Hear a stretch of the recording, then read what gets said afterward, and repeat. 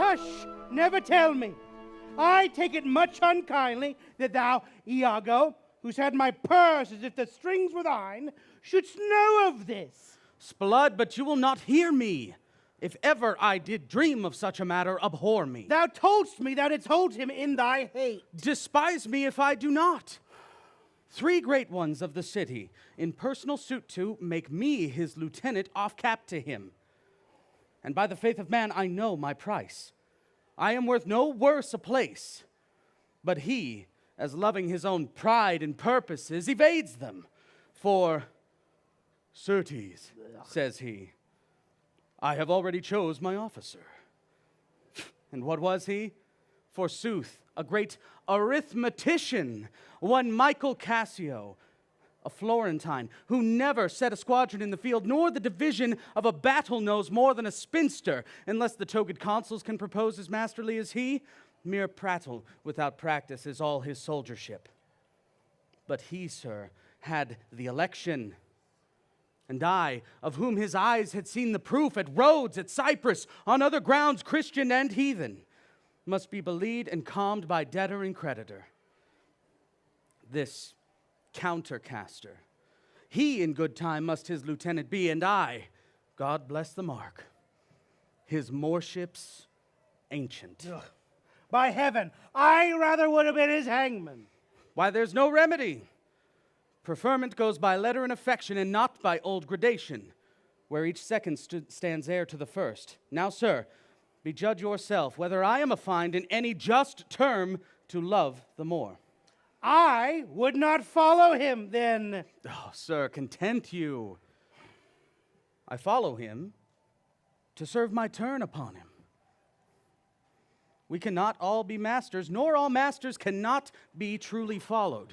You shall mark many a duteous and knee-crooking knave who, doting on his own obsequious bondage, wears out his time much like his master's ass for naught but provender. And when he's old, cashiered. Whip me such honest knaves. Others there are, who trimmed in forms and visages of duty, keep yet their hearts attending on themselves, and throwing but shows of service on their lords, do well thrive by them, and when they have lined their coats, do themselves homage. These fellows have some soul. As such one do I profess myself, for, sir, it is as sure as you are Rodrigo. Were I the Moor, I would not be Iago. In following him, I follow but myself. Heaven is my judge, not I for love and duty, but seeming so, for my peculiar end.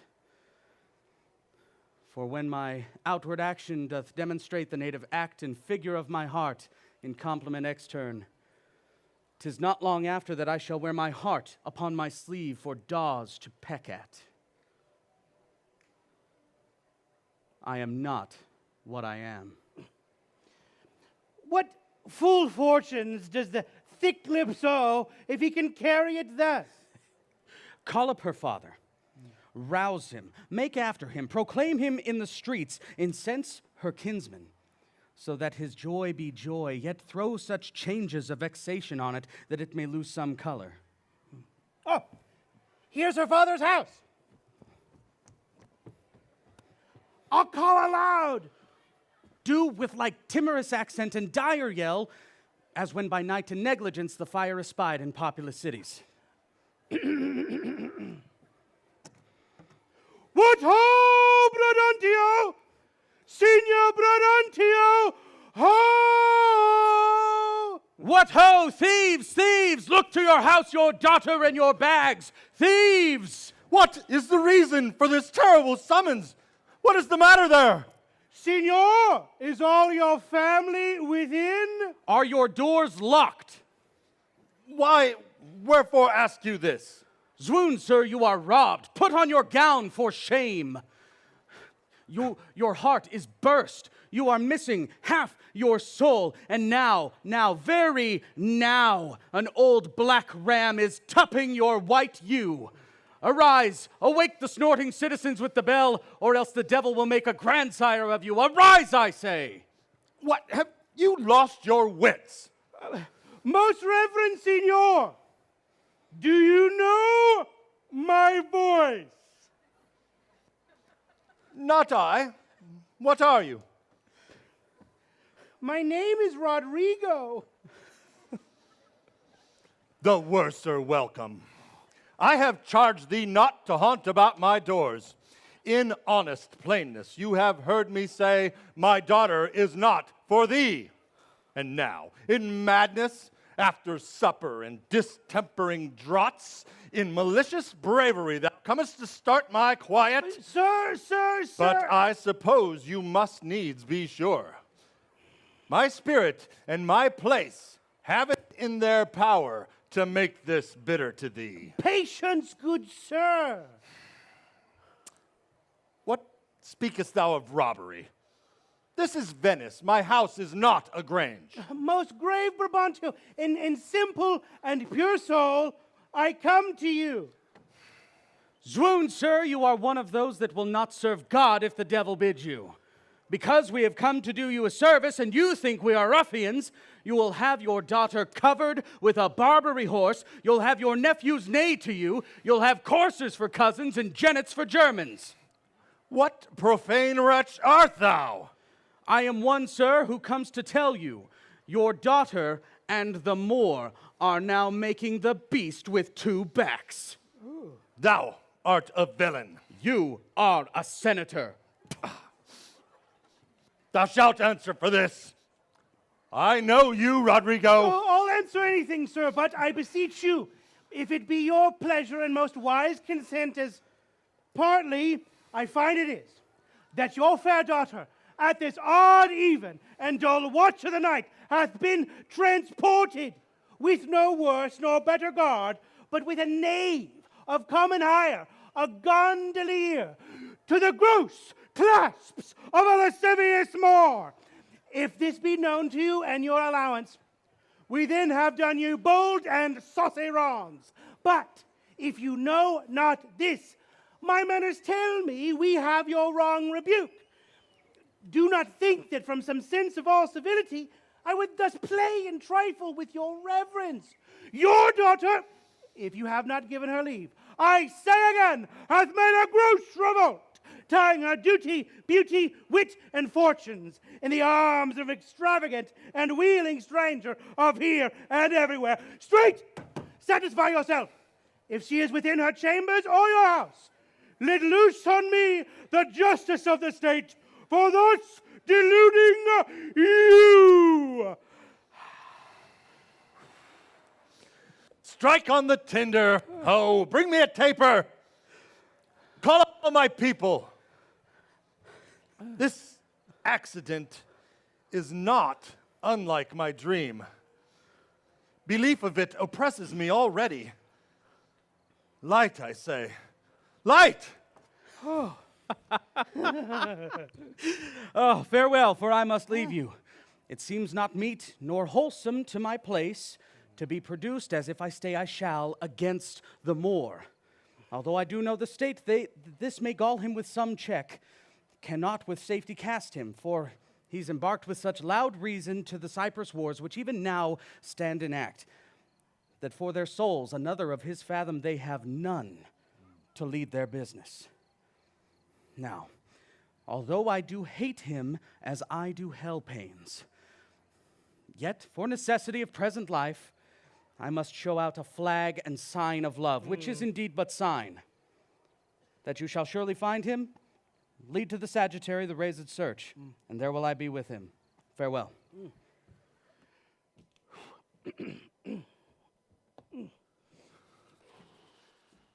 'Tis too true an evil.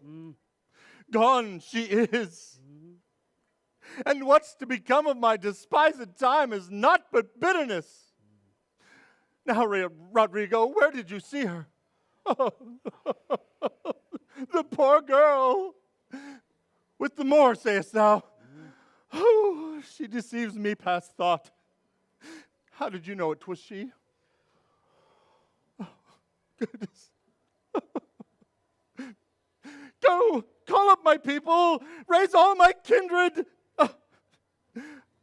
Are they married, think you? Truly, I think they are. Oh, heavens! How got she out? Oh, treason of the blood! Fathers, from hence, trust not your daughters' minds to what you see them act.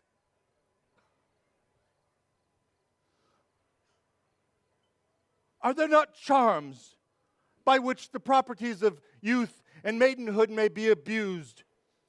Have you not read, Rodrigo, of some such thing? Yes, sir, indeed I have. Oh, would you had had her! Do you know where we may apprehend her and the Moor? I think I can discover him. If it please you, go get good guard and come along with me. I pray you lead on. At every house I'll call. I may command at most, get weapons and raise some special officers of night. On, good Rodrigo, I will deserve your pains.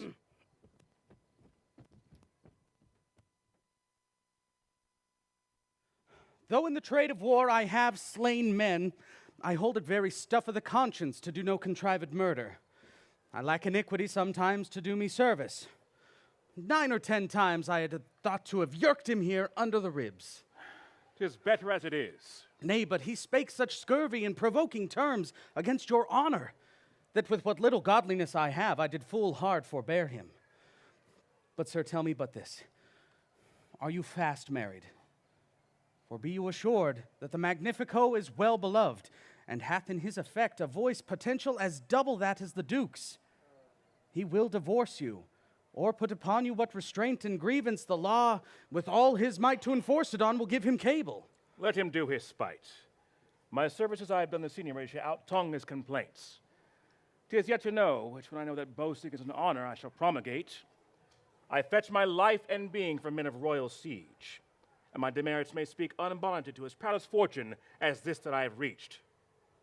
For know, Iago, but that I love the gentle Desdemona. I would not my unhoused and free condition put in a circumscription and contrive for the sea's worth. But look, what lights come yond? It were the raised father and his friends, you were best go in. Not I must be found. My parts, my title, and my perfect soul shall manifest me rightly. Is it they? By Janus, I think no. Servants of the Duke, and my lieutenant. Goodness of the night upon you, friends. What is the news? The Duke does call for you, and he requires your post-haste appearance, even on the instant. What is the matter, think you? It is a matter of Cyprus, as I may divine. It is a business of some heat. The galleys have sent a dozen sequent messengers this very night on one another's heels, and many of the consuls raised and met are at the Duke's already. Your name has been hotly called for. When not you being at your lodging to be found, the Senate hath sent 3 several guests to search you out. 'Tis well I am found by you. I will spend but a word here in the house and go with you.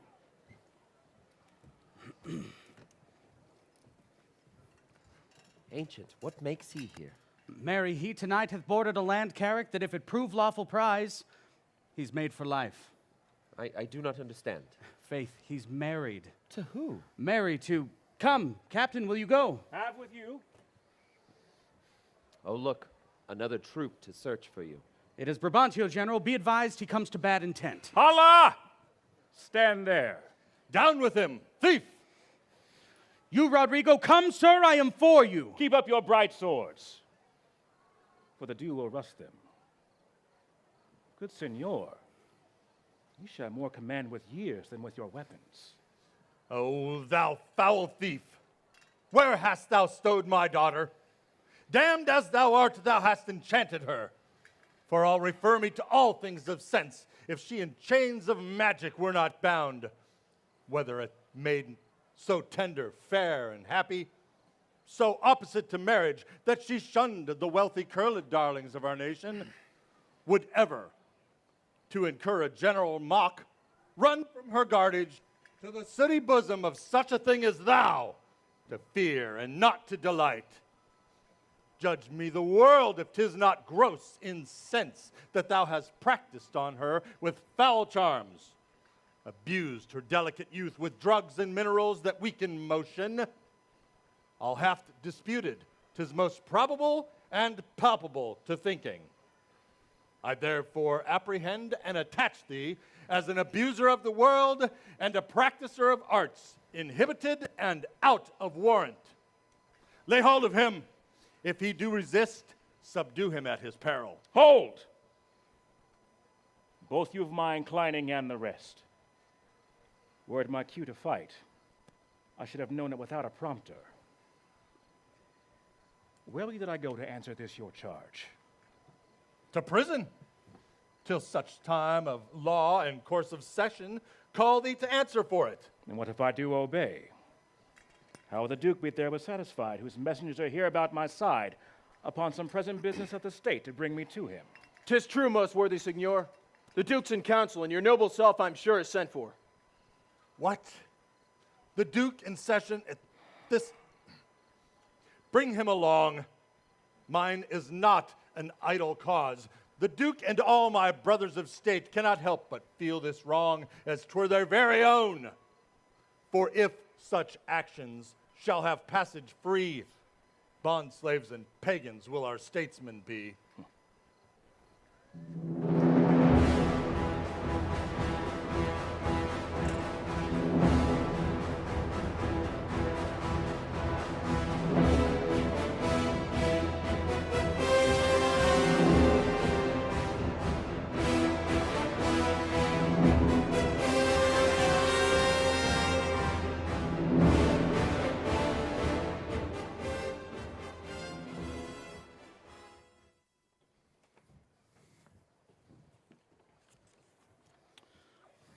There is no composition in these news that gives them credit. Indeed, they are disproportioned. My letters say 107 galleys. Mine 140. And mine 200. And yet do they all confirm a Turkish fleet and bearing up to Cyprus? Nay, it is possible enough to judgment. I do not so secure me in the error, but the main article I do approve in fearful sense. A messenger from the galleys. How now, what's the business? The Turkish preparation makes for roads. Sorry has been reported to the state by Signor Angelo. How make you by this change? This cannot be by no essay of reason. 'Tis a pageant to keep us in a false gaze. In all confidence, he's not for roads. Here is more news.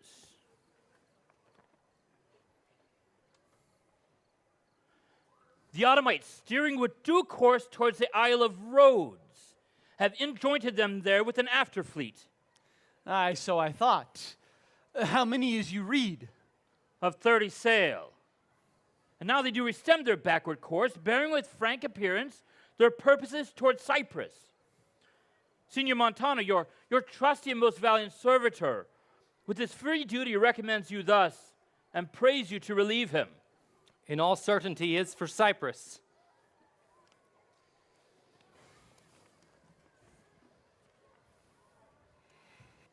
Here comes Brabantio and the valiant Moor. Valiant Othello, we must straight employ you against the general enemy, Ottoman. Oh, I did not see you. Welcome, gentle signor. We lacked your counsel and your help tonight.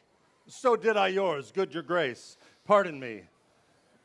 Neither my state nor aught I heard of business hath raised me from my bed, nor doth the general care take hold of me. For my own particular grief is of so floodgate and o'erbearing in nature, that it engluts all other sorrows, and is still itself. Why, what's the matter? My daughter! Dead? Aye, to me. She is abused, stolen from me, and corrupted by spells and medicines bought from mountebanks. For nature so to err, not being deficient, blind, or lame of sense, sans witchcraft could not. Whoe'er he be that in this foul proceeding hath thus beguiled your daughter of herself, and you of her, the bloody book of law you shall yourself read in the bitter letter after your own sense, yea, though our proper son stood in your action. Good your grace, I thank you. Here is the man, this Moor, whom your special mandate for state affairs hath brought hither.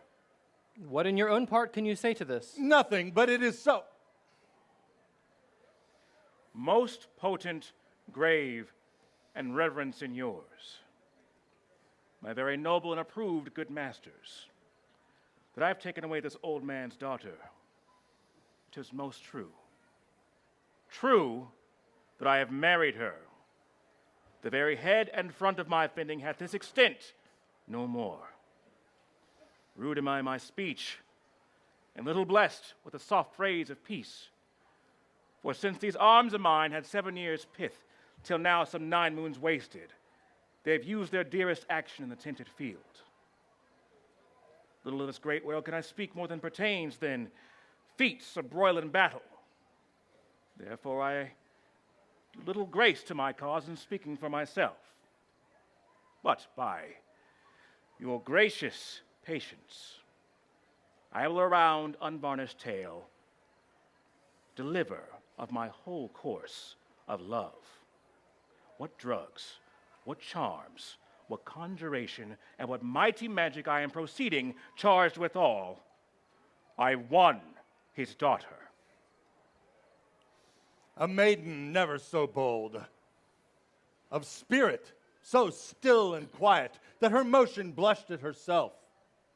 And she, in spite of nature, of years, of country, of credit, everything, to fall in love with what she feared to look on, 'tis judgment most maimed and most imperfect that would confess perfection so could err against all rules of nature, and must be driven to find out practices of cunning hell why this should be. I therefore vouch again that with some mixtures powerful o'er the blood, or some dram conjured to this effect, he wrought upon her. To vouch this is no proof without more wider and more overt test than these thin habits and poor likelihoods of modern seeming do prefer against him. But Othello, speak. Did you by indirect and forced courses subdue and poison this young maid's affections? Or came it by request, and such a fair question as soul to soul affordeth? I do beseech you, send for the lady to the Sagittary. Let her speak of me before her father.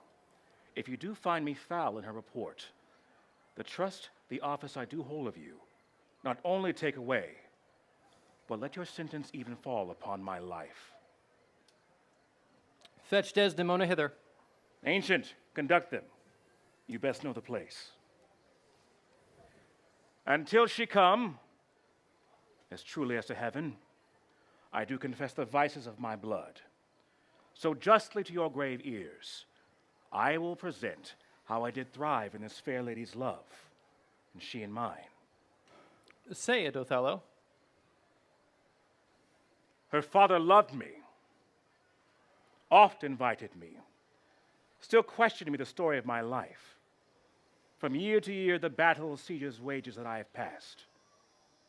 I ran it through, even from my boyish days to the very moment he bade me tell it, wherein I spoke of most disastrous chances, of moving accidents of flood and field, of hairbreadth scapes in the imminent deadly breach, of being taken by the insolent foe and sold into slavery, of my redemption thence, importance to my travels, and of antries and deserts was my hand to speak, and of rough rocks and quarries and hills that do touch heaven, and of the cannibals who each other eat, and the anthropophagi, and the men whose heads do touch heaven.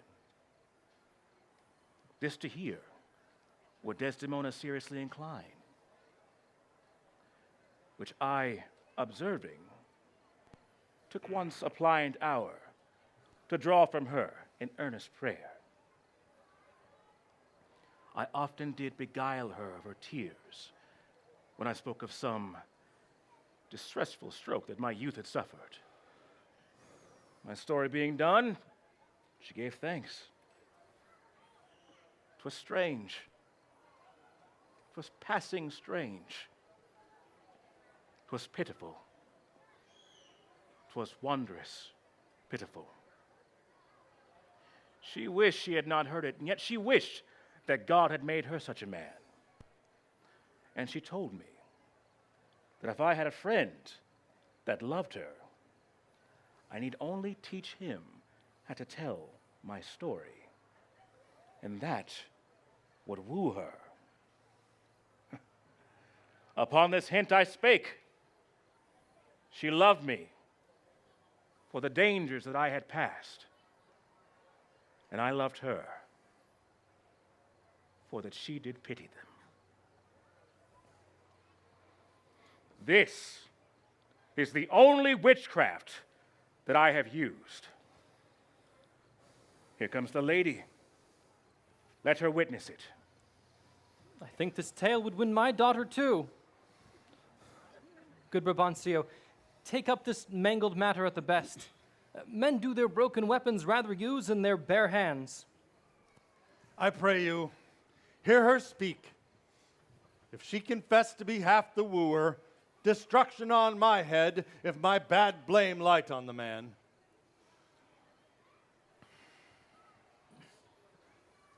Come hither, gentle mistress.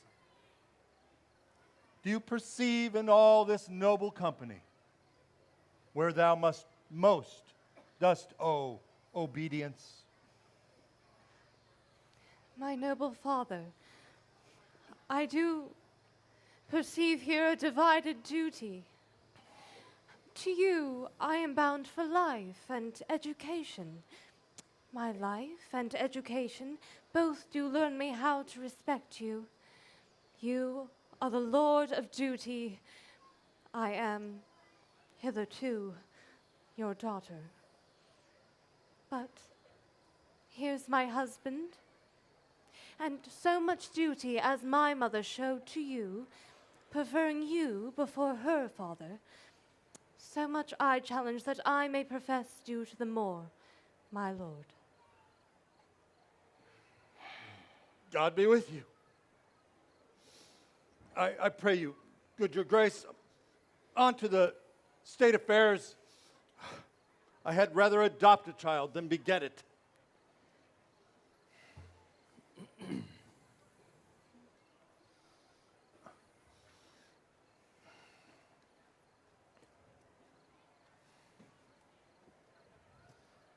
Come hither more.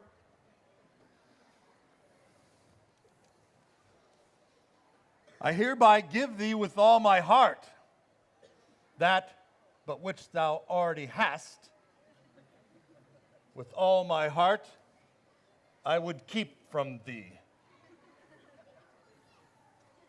For your sake, Jewel, I am glad at soul I have no other child. For your escape would teach me tyranny to hang clogs on them.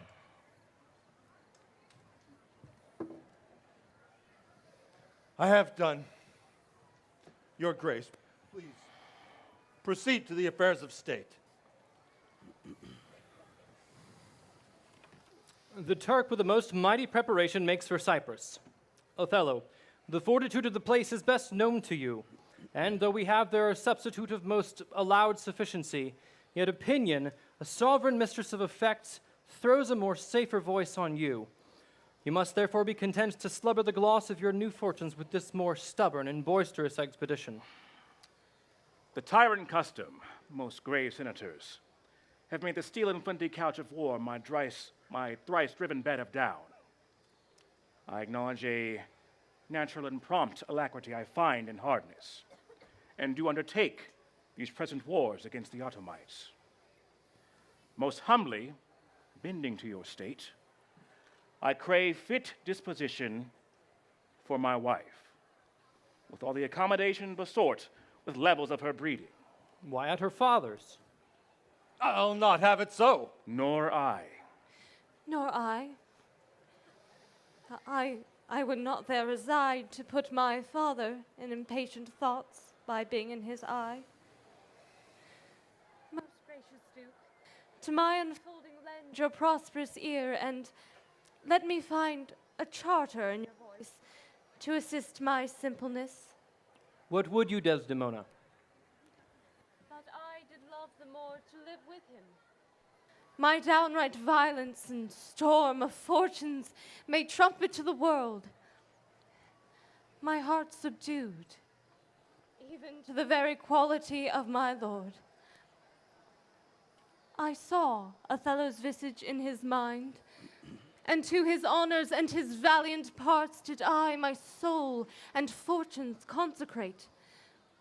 So that, dear lords, if I be left behind, a moth of peace, and he go to the war, the rights for which I love him are bereft me, and I a heavy interim shall support by his dear absence.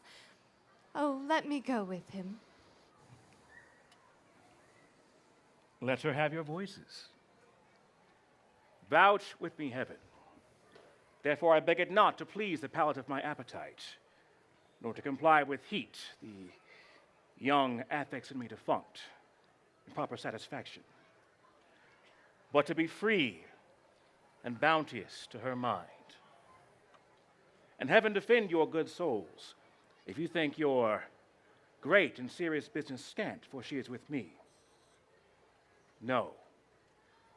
When light-winged toys, a feathered cupid, seal with wanton dullness my speculative and officed instruments, and taint my business, let housewives make a skillet of my helm. Be it as you shall privately determine, either for her stay or going. The affair cries haste, and speed must answer it. You must away tonight. With all my heart. At 9 in the morning, here we'll meet again. Othello, leave some officer behind, and he will our commission bring to you with such things else of quality and respect as doth import you. So please it your grace, my ancient, a man he is of honest and trust. To his conveyance, I sign my wife, with whatever else your good grace think to be brought after me. Let it be so. Good night to everyone. And gentle Signor, if virtue no delighted beauty lack, your son-in-law is far more fair than black. Adieu, brave Moor. Use Desdemona well. Look to her more, if thou hast eyes to see. She hath deceived her father, and made thee. My life upon her faith! Honest Iago, my Desdemona, must I leave thee? I prithee, let thy wife attend to her, and bring them both after in the best advantage. Come, Desdemona, I have but an hour of love, worldly matters, and direction to spend with thee. We must obey the time.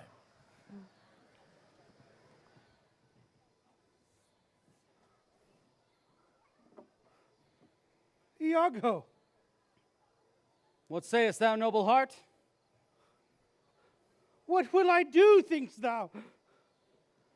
Why, go to bed and sleep. I will incontently drown myself.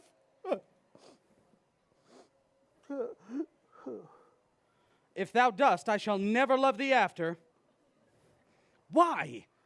Thou silly gentleman. It is silliness to live, when to live is torment. Yet have we a prescription to die, when death is our physician. Oh, villainous. I have looked upon the earth for 4 times 7 years, and since I could distinguish betwixt a benefit and an injury, I never found man who knew how to love himself. What shall I do? I confess, it is my shame to be so fond, but it's not within my virtue to amend it. Virtue? A fig. 'Tis in ourselves that we are thus or thus. Our bodies are our gardens, to the which our wills are gardeners, so that if we will plant nettles or sow lettuce, why, the power and corrigible authority of that lies within our wills. If the balance of our lives had not one scale of reason to poise another of sensuality, the blood and baseness of our nature would conduct us to most preposterous conclusions. But we have reason to cool our carnal stings, our raging motions, our unbitted lusts. Of this which you call love, I take to be a sect or scion. It cannot be. It is merely a lust of the blood and a permission of the will. Come. Be a man. Drown thyself. Drown kittens and blind puppies. I have professed me thy friend, and confess me knit to thy deserving with cables of perdurable toughness. I could never better stead thee than now. Put money in thy purse. Follow thou the wars. Defeat thy favor with an usurped beard. I say, put money in thy purse. It cannot be that Desdemona should long continue her love for the Moor. Put money in thy purse. Nor he his to her. It was a violent commencement, and thou shalt see an answerable sequestration. Put but money in thy purse. These Moors are changeable in their wills. Fill thy purse with money. She must have change for youth. When she is sated with his body, she will find the error of her choice. She must have change. She must. Therefore, put money in thy purse. If thou wilt needs damn thyself, do it a more delicate way than drowning. Make all the money thou canst. If sanctimony and a frail vow between an erring barbarian and a super subtle Venetian be not too hard for my wit and all the tribe of hell, thou shalt enjoy her. Therefore, make money. A pox of drowning thyself, it is clean out of the way. Will you be fast to my hopes if I depend upon the issue? You are sure of me. I have told thee often, and I retell thee again and again, I hate the Moor. My cause is hearted, thine hath no less deserving. Let us be conjunctive in our revenge. If thou canst cuckold him, thou dost thyself a pleasure, me a sport. There are many events in the womb of time, Rodrigo, that will be delivered. Go, provide thy money. We'll have more of this tomorrow. Adieu. Where will we meet in the morning? At my lodging. I'll be with thee betimes. Yeah, farewell, go to. Do you hear, Rodrigo? What say you? No more of drowning. Do you hear? I am changed. I'll go sell all my land. Thus do I ever make my fool my purse. For I mine own gained knowledge should profane that I would time expend with such a snipe, but for my profit and sport. I hate the Moor. And 'tis thought abroad that twixt my sheets he has done my office. I know not if it be true, but for mere suspicion in the kind, I will do as if for surety. He holds me well, the better shall my purpose work on him. And Cassio's a proper man, let me see now. To get his place and to plume up my will in double knavery, how? How? Let's see. After some time, to abuse Othello's ear that he is too familiar with his wife. He hath a person and a smooth dispose to be suspected, framed to make women false, and the Moor is of an open, trusting nature that thinks men honest that but seem to be so. and may as tenderly be led by the nose as asses are. I have it. 'Tis engendered. Hell and night must bring this monstrous birth to the world's light.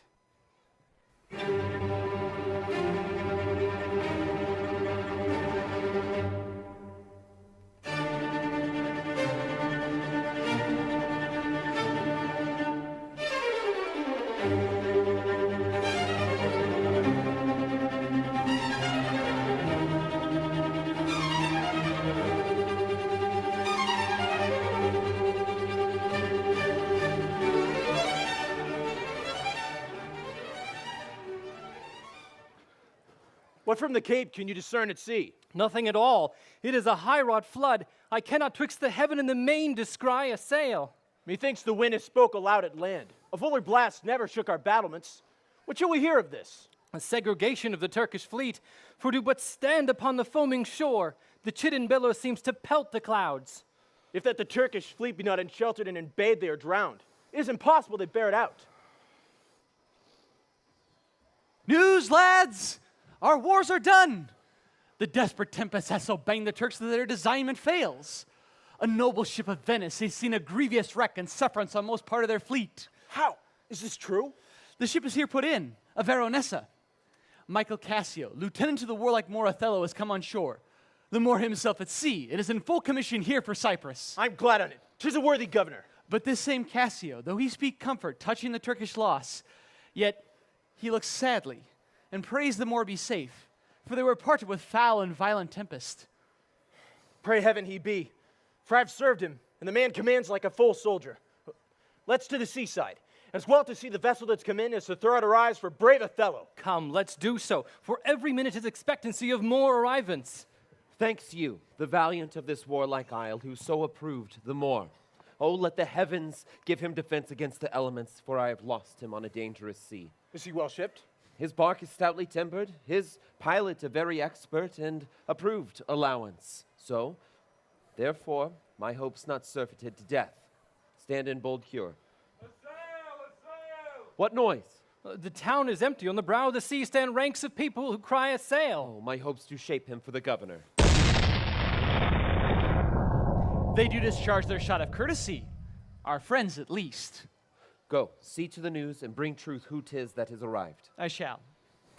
But, good lieutenant, is your general arrived? Oh, most fortunately, he hath achieved and made that paragon's description in Wild's fame, that one that excels the quirks of blazoning pens, and in the essential vesture of creation does tire the engineer. How now? Who has put in? 'Tis one Iago, ancient to the general. He has made very good and happy speed. Tempests themselves, high seas, and howling winds do omit their mortal natures as having sense of beauty, letting go safely by the divine Desdemona. What is she? She that I spake of, our great captain's captain. She was in the conduct of the bold Iago. Her footing here anticipates our thoughts a senate's speed. Great Jove, Othello guard, and you may swell his great sail with thine own powerful breath, so that he may bless this bay with his tall ship, make love's quick pants in Desdemona's arms, reignite the fires of our extincted spirits, and bring peace to all of Cyprus. Oh, behold, the riches of the ship have come ashore. Ye men of Cyprus, give her your knees. Hail to thee, lady, and of the heavens, before, behind, and on every hand, and wheel thee round. I thank you, valiant Cassio. But what tidings can you tell me of my lord?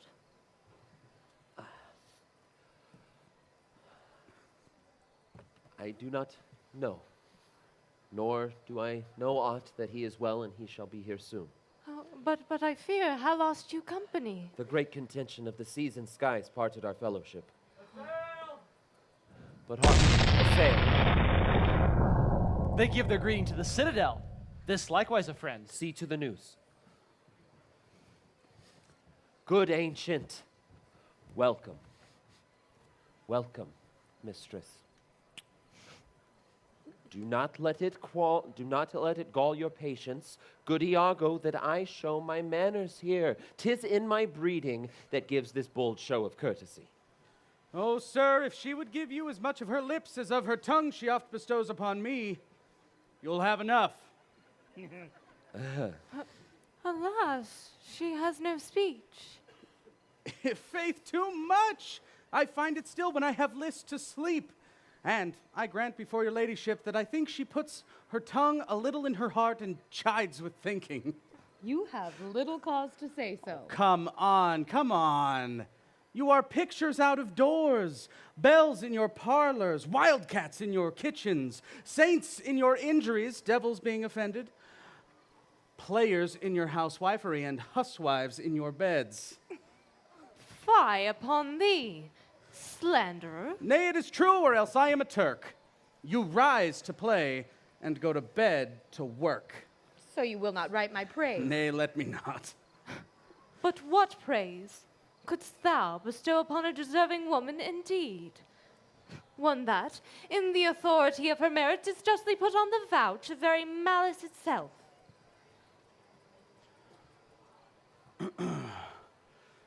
She that was ever fair, but never proud, had tongue at will, and yet was never loud. She that being angered, her revenge being nigh, bid her wrong stay, and her displeasure fly. She that could think, and ne'er speak her mind, see suitors following, and not look behind. This was a wight, if such wight were. To do what? To suckle fools and chronicle small beer. Oh, most lame and impotent conclusion. And do not learn of him, Amelia, though he be thy husband. What say you, Cassio? Is he not a most profane and liberal counselor? He speaks of home, madam. You may relish him more as the soldier than as the scholar.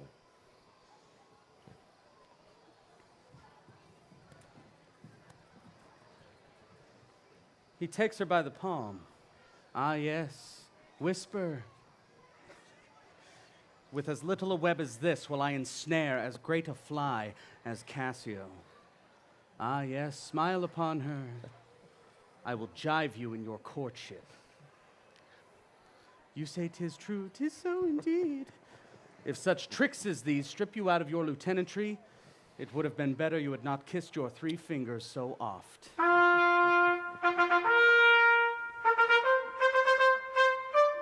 The Moor! I know his trumpet. 'Tis truly so. Oh, let's meet him and receive him. Lo, where he comes. My fair warrior. My dear Othello. Oh, it gives me wonder as great as my content to see you here before me. Oh, my soul's joy. If after every tempest it comes such calms, then may the winds blow till they've wakened death. And may those laboring bark climb hills of seas Olympus high and duck again beneath hells from heaven. For now to die would be most happy. For I fear that my soul hath her content so absolute that not another comfort succeeds in an unknown fate. The heavens forbid, but that our loves and comfort should increase even as our days do grow. Amen to that, sweet powers. Oh, I cannot speak enough of this content.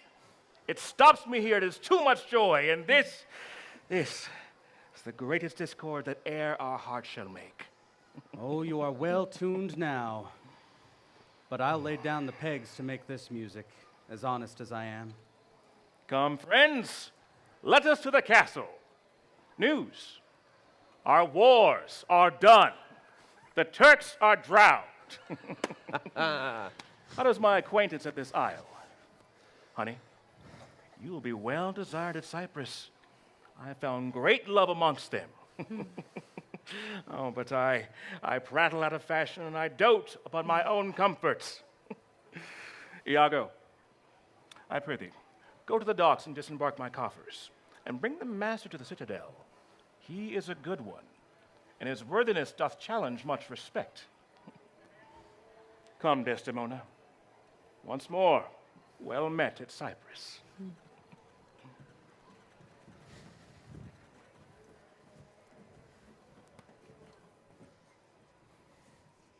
Come hither.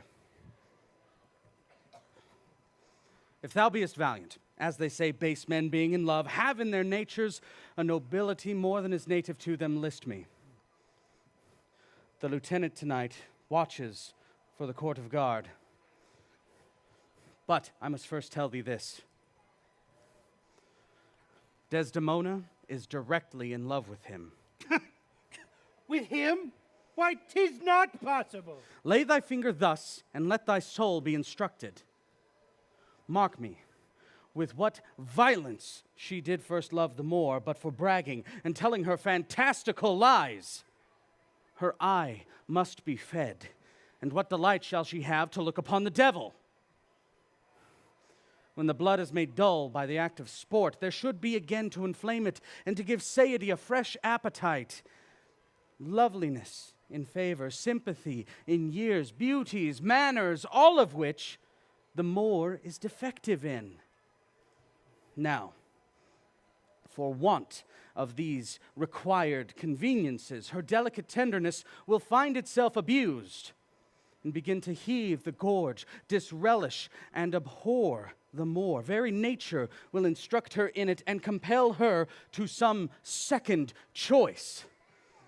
Now, this given, as it is a most pregnant and unforced imposition, who stands so eminent in the degree of this fortune as does Cassio?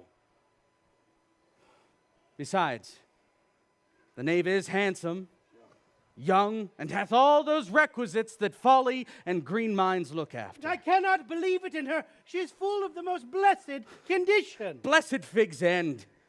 The wine she drinks is made of grapes. Had she been blessed, she never would have loved the Moor. Didst thou not see how she paddled with the palm of his hand? Didst not mark that? Yes, that I did, but that was but courtesy. Lechery by this hand. 'Twas an index and obscure prologue of the history of lust and foul thoughts. They met so near with their lips that their breaths embraced together. Villainous thoughts, Rodrigo. But be you ruled by me. I have brought you from Venice. Look you tonight for the watch. I'll put it on you. Cassio knows you not. I'll not be far from you. Do you find some occasion to anger him, either by speaking too loudly or tainting his discipline, or whichever means you please? Well? Oh, sir, he is very rash and sudden in choler, and may happily strike at thee. Ow. Provoke him that he may, for even out of this will I get these of Cyprus to mutiny, whose qualification shall come into no true taste again, but by the displanting of Cassio. So shall you have a shorter journey to your desires, with the means which I shall then have to prefer them, and the impediment most profitably removed, without the which there were no expectation of our prosperity. I will do this, if you can bring it to any opportunity. Meet me by and by at the citadel. I must fetch his necessaries ashore. Adieu. Adieu.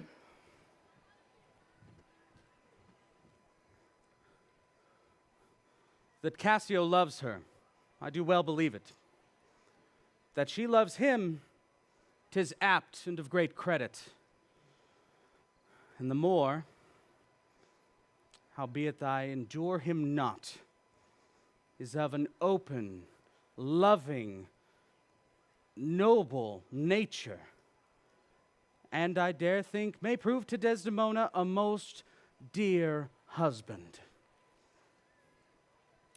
Now, I do love her too, not out of absolute lust, though peradventure I stand accountant for as great a sin, but partly led to diet my revenge. For that I do suspect the lusty Moor hath leapt into my seat, the thought whereof doth like a poisonous mineral gnaw my inwards, and nothing can or shall content my soul until I am evened with him, wife for wife. or failing so, that I at least put the Moor into a jealousy so strong that judgment cannot cure. Which thing to do for this poor trash of Venice, whom I trash for his quick hunting stand the putting on, I'll have our Michael Cassio on the hip. Abuse him to the Moor in the rank garb, for I do fear Cassio with my nightcap too. And make the Moor thank me, love me, reward me for making him egregiously an ass and practicing on his peace and quiet, even to madness. 'Tis here, but yet confused. Knavery's plain face is never seen till used.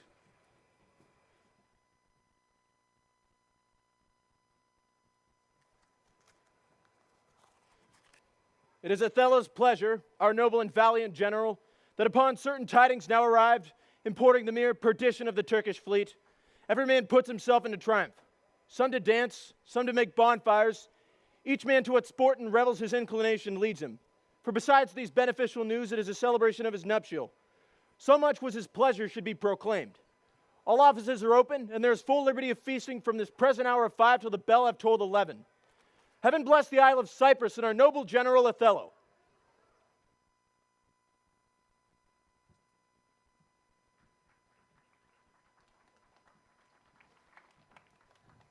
Michael, look you to the guard tonight.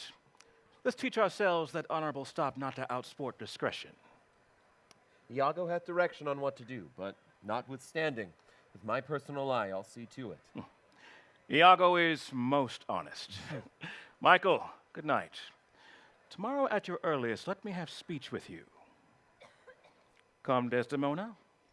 The purchase has been made, the fruits are to ensue. The profit's yet to come between me and you.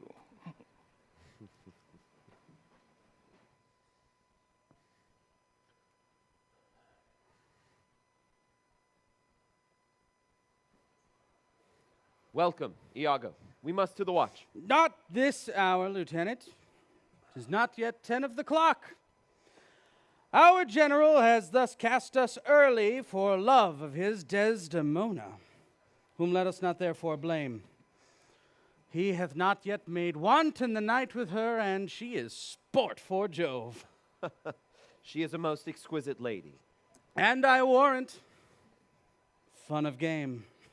Indeed, she is a very delicate and fresh creature. What an eye she hath!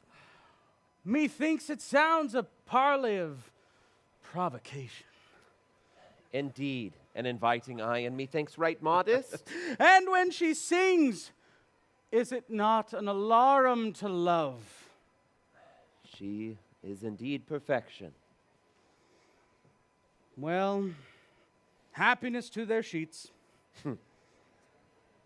Come, good lieutenant, I have here about a stoup of wine and a brace of Cyprus gallants who would fain have a measure to the health of Black Othello. No, not tonight, Iago. I have very poor and unhappy brains for drinking, and I would ask that you bring courtesy of some other custom of entertainment. But they are our friends. But one drink. I'll drink for you. I have had but one drink tonight, and I was craftily qualified too. And my, what innovation it brings here. I am very delicate in the infirmity, and do not dare ask my weakness for another.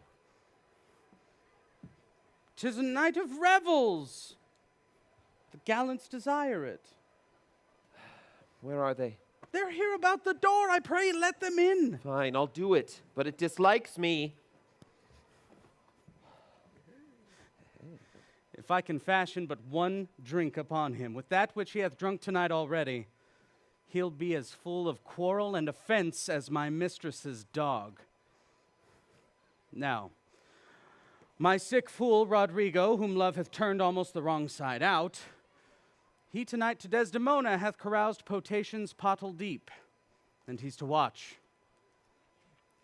3 lads of Cyprus, noble, swelling spirits who keep their honors at a wary distance, the very essence of this warlike isle, have I tonight flustered with flowing cups, and they watch too.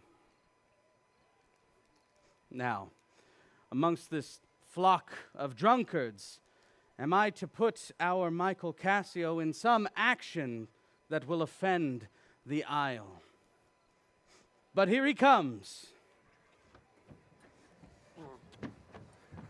For God, They have given me rouse already. good faith, a little one, not past a pint as I am a soldier. A drink!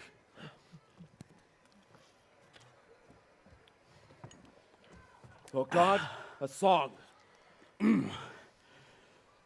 Now let me the cannikin clink, clink. Let me the cannikin clink.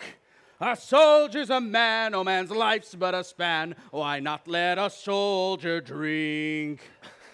Come on! Now let me the cannikin clink, clink. Let me the cannikin clink. A soldier's a man, oh man's life's but a span. Why not let a soldier drink? For God, an excellent song! I learned that one in England, where they are most potent in poting.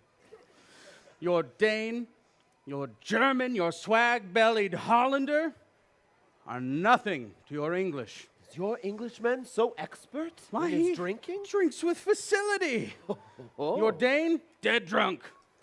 He sweats not to overthrow your German, and your Hollander, he gives a vomit ere the next bottle can be filled. Well, to the health of our general. I am for it, Lieutenant, and I'll do you justice. Oh. Well, enough of this. We must back to our business. I am drunk. This is my ancient. He is my right hand. And this is my left. Do not say that I am drunk now, for I can stand well enough and speak well enough. Excellent, well. Therefore, do not say that I am drunk. Come to the platform, masters. Let's set the watch. You see this fellow that has gone before. He is a soldier, fit to stand next to Caesar and give direction. But do see his infirmity. I fear the trust Othello puts him in, on some odd occasion of his infirmity, may shake this fair isle. But is he often thus? 'Tis evermore the prologue to his sleep. It were well the general would put in mind of it. Perhaps he sees it not, or his good nature prizing the virtue which appears in Cassio, looks not on his evils. Rodrigo, after the lieutenant, go.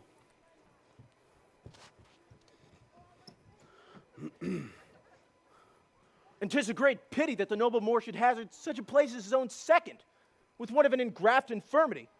It were an honest action to say so to the Moor. Oh, not I, for this fair isle. For I do love Michael Cassio well, and would do much to see him cured of this evil. Help! But what noise is this? Help! You rogue! Help! You rascal! What is the matter, Lieutenant? Knave, teach me my duty. I'll beat the knave into a twig and bottle. Beat me! Dost thou prate, rogue? Oh, I pray you, good sir lieutenant, hold your hand. Let me go, sir. I'll knock you o'er the mazzard. Oh, come, you're drunk. Drunk? Go out and cry a mutiny! Nay, good I'm lieutenant. drunk. Montano, gentlemen! Hold, help, masters! Nay, good lieutenant. Montano, sir. Hold, the town will rise! Nay, good lieutenant. You will be shamed forever! What is the matter here? Zoons, I bleed still. Oh, I'm hurt to the death. But he died. Hold for your lives! Hold, lieutenant, sir. Montano, gentlemen. Have you forgot all sense of place and duty? Hold, your general speaks to you. Hold for shame. Why, how now? From whence ariseth this? Are we turned Turks? and do ourselves what God hath forbid the Ottomites. For Christian shame, put on by this barbarous brawl. He that stirs next to carve his own rage makes his soul light. He dies by this motion. Silence that dreadful bell! Disrupts the isle from its propriety.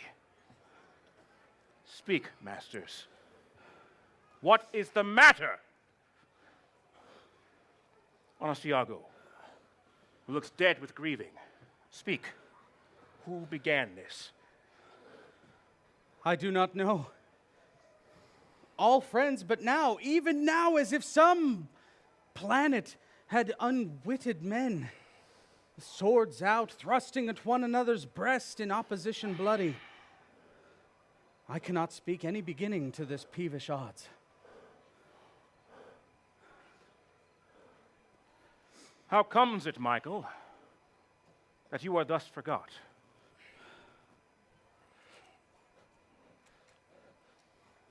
Pardon me, sir. I cannot speak.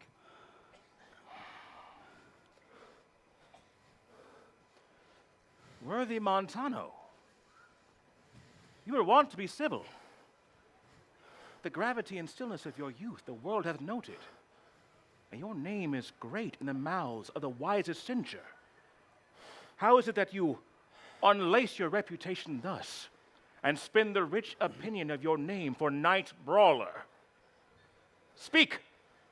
Worthy Othello, I am hurt to the danger.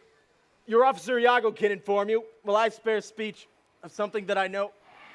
Nor know I aught by me that's said or done amiss this night, unless self-charity be a vice, and it be a sin to defend ourselves when violence assails us. Now, by heaven, my blood begins my safer guides to rule. And passion, having my best judgment collied, essays to lead the way. If I once stir, or but raise this arm, the best of you shall sink in my rebuke. Give me to know how this foul rout began. What put it on? What, in a town of war? And in the guard of public safety? 'Tis monstrous. Honest Iago, how did it begin? Partially fined or leagued in justice, thou dost deliver more or less than truth. Thou art no soldier. Touch me not so near. I had rather have this tongue cut from my mouth than it should do offense to Michael Cassio. But I convince myself to speak the truth should nothing wrong him. Thus it is, General, Montano and myself here being in speech, when we heard this fellow crying for help, and Cassio following with determined sword to execute upon him. Sir, this gentleman steps into him to entreat his pause. The crying fellow I myself did pursue, lest by his clamor, as it so fell out, the town might fall in fright. But he, quick of pace, outran my purpose. And I returned the while, for that I heard the clink and fall of swords, and Cassio high in oath, which before tonight I might ne'er say before. When I came back, for this was brief, I found them close together at thrust and blow, even as again they were when you yourself did part them. More of this matter cannot I report, but men are men. The best sometimes forget. And though 'tis certain that Cassio did do him some little wrong, though surely Cassio received from him that fled some strange indignity that patience could not pass. Iago, I know that thy honesty and love doth mince this matter, making it light to Cassio.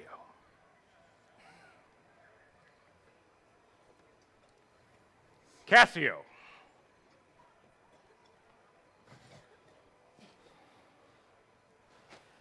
I love thee. but never more be officer of mine. Look, if my love not be raised up, I'll make thee an example. What's the matter, dear? All's well now, sweeting. Come away to bed. Sir,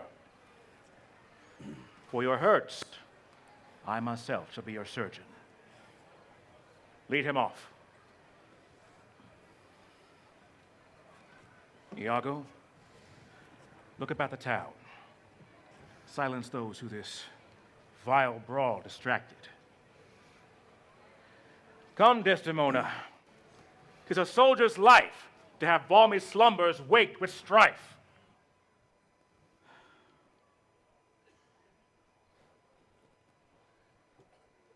How now, Lieutenant? Are you hurt? Aye. Past all surgery. Mary, God forbid.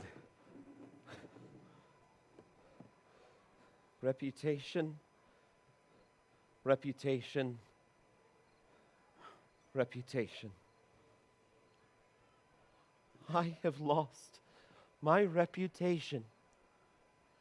I've lost the only immortal part of myself, and all that remains is bestial. Reputation, Iago! My reputation. As I am an honest man, I thought you had received some bodily hurt. There's more sense in that than in reputation. Reputation is a most false and idle imposition, oft got without merit and lost without deserving. You have lost no reputation unless you repute yourself such a loser. There are ways to win the more again. You are now but cast in his mood, a punishment more in policy than in malice. Sue to him again, and he's yours. I would rather sue to despise myself than to deceive so good a commander with so slight, so drunk, and so indiscreet an officer. Drunk? O invisible spirit of wine, if thou hast no name to be known by, let us call thee devil!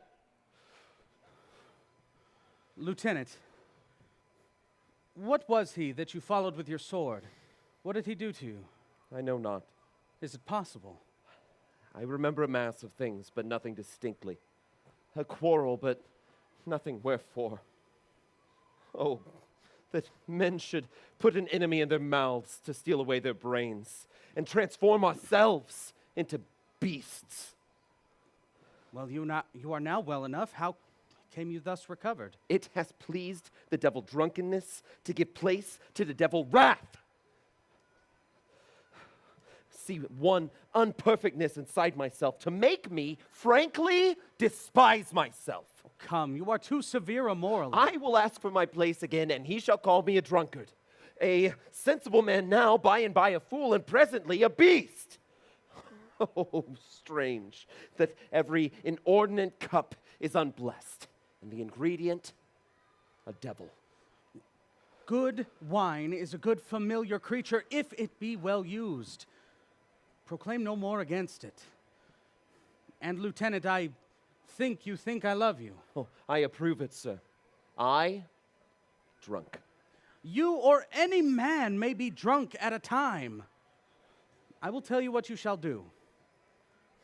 Our general's wife is now the general. Confess yourself freely to her. Importune her help to put you in your place again. For she is so kind, so apt, so free, so blessed a disposition that she finds it a vice in her goodness not to do more than she is requested. This broken joint between you and her husband, importune her help to splinter. And my fortunes against any lay worth naming, this crack of your love shall grow stronger than it was before. You advise me well. I do protest in the sincerity of love and honest kindness. I accept it freely. And betimes in the morning, I will to the virtuous Desdemona have her undertake for me. I am desperate if my fortunes should check me here. You are in the right. Well, Good night, Lieutenant. I must to the watch. Good night, Iago.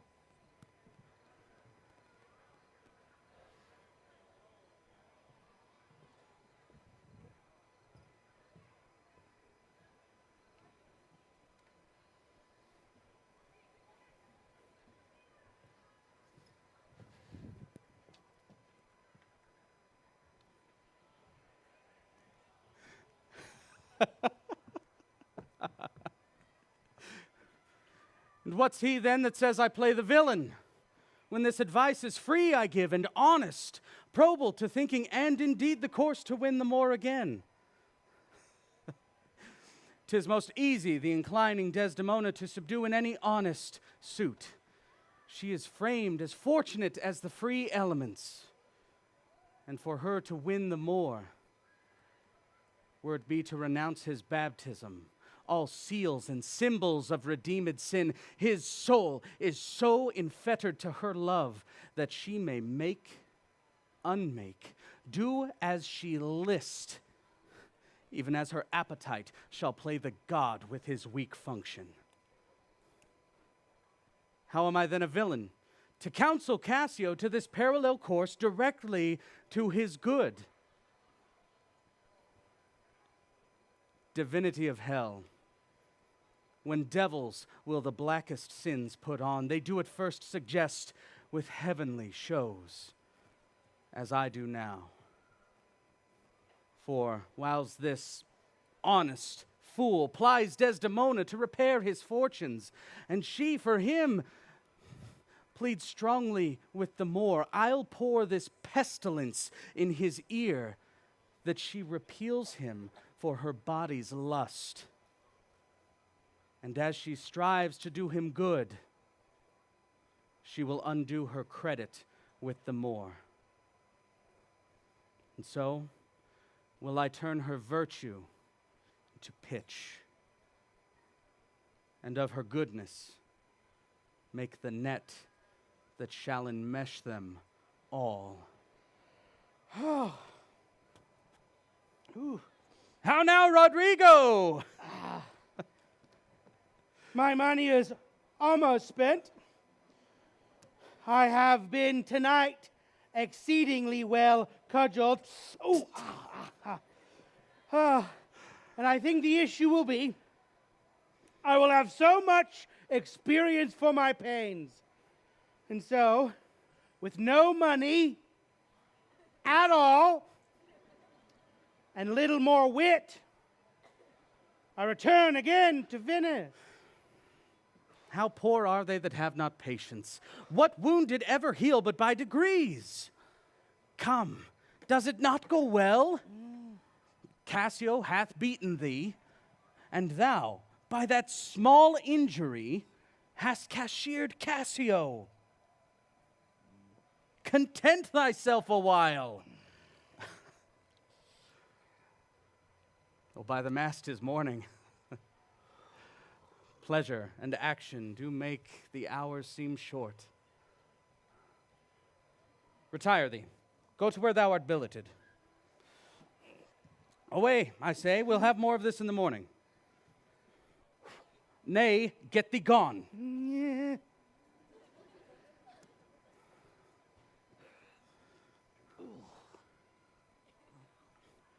Two things are to be done. My wife, for Cassio, must sue to her mistress. I'll put her on. Myself, the while, to draw the Moor apart and bid him jump when he may Cassio find soliciting his wife. Aye, that's the way. Dull, not device by coldness and delay.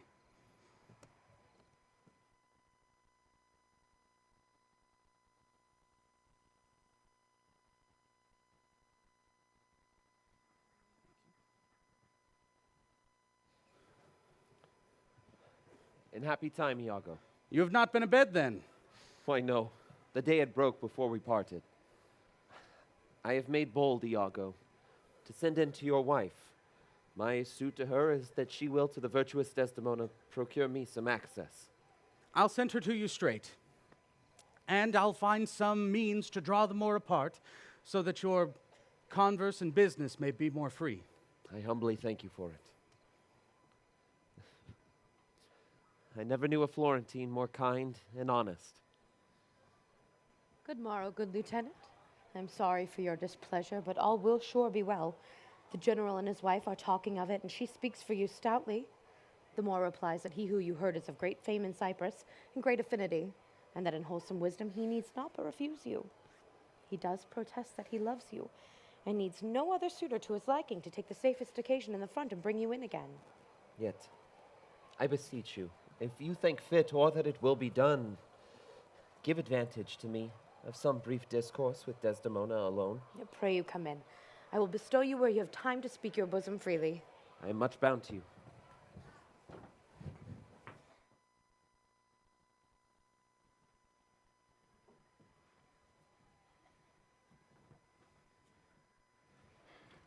These letters Iago give to the pilot, and by him do my duties to the Senate. That done, I'll be walking on the works. Repair there to me. Well, my good lord, I'll do it. This fortification, gentlemen, shall we see to it? We wait upon your lordship.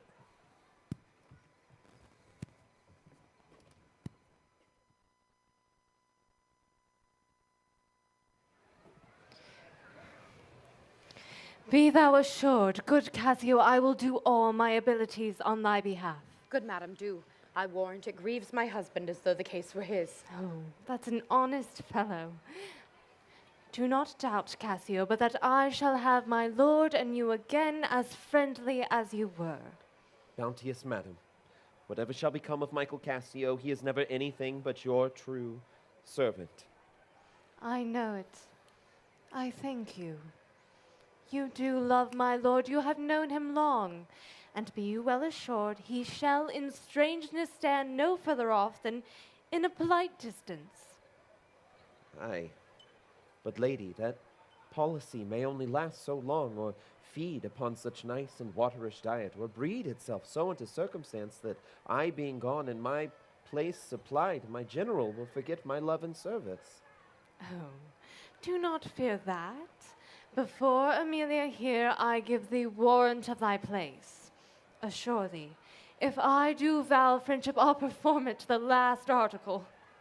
My lord shall never rest. I'll watch him tame and talk him out of patience. His bed shall seem a school, his board a shrift. I'll intermingle everything he does with Cassio's suit. Therefore be merry, Cassio, for thy solicitor shall rather die than give thy cause away.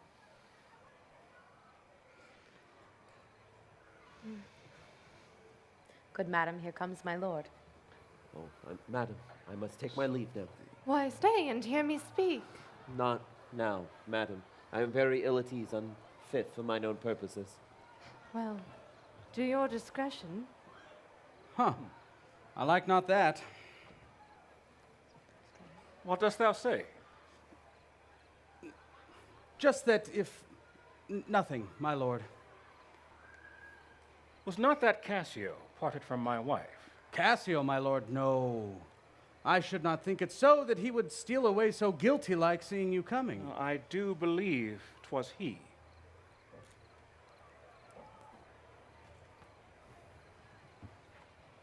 How now, my lord? I have been talking with a suitor here, a man that languishes in your displeasure. And who is it you mean? Why, your lieutenant, Cassio. Good, my lord, if I have any grace or power to move you, his present reconciliation take, for if he be not one that truly loves you, that errs in ignorance and not in cunning, I have no judgment in an honest face. I prithee, call him back. Went he hence now? I, sooth, so humbled that he hath left part of his grief with me to suffer with him. Good love, call him back. Not now, Desdemona, some other time. For shall be shortly. The sooner, sweet, for you. Shall be tonight at No, supper. not tonight. Tomorrow dinner then? I shall not dine at home. I meet the captains at the citadel. Why then, tomorrow night. On Tuesday morn, on Tuesday noon, or night, on Wednesday morn, I prithee name the time. But let it not exceed 3 days. In faith, he's penitent, and yet his trespass in our common reason, except that they say the wars must make examples at their best, it's not almost a fault to incur a private check. When shall he come? Tell me, Othello. I wonder in my soul what you would ask me, that I should deny or stand so mammering on? What? Michael Cassio, who came a-wooing with you, and so many a time when I have spoke of you dispraisingly has taken your part. To have so much ado to bring him in, by lady, I could do Prithee, no more. Let him come when he will. I will deny thee nothing. Why? This is not a boon. 'Tis as I should entreat you wear your gloves, or feed on nourishing dishes, or keep you warm, or suit you to do some peculiar profit to your own person. Nay, when I have a suit, when I mean to touch your love, indeed I shall be full of poise and difficult weight, and fearful to be granted. I will deny thee nothing, wherein I do beseech thee this, but a little to myself. Shall I deny you? No. Farewell, my lord. Farewell, Desdemona. Amelia, come. Be as your fancies teach you. Whate'er you be, I am obedient.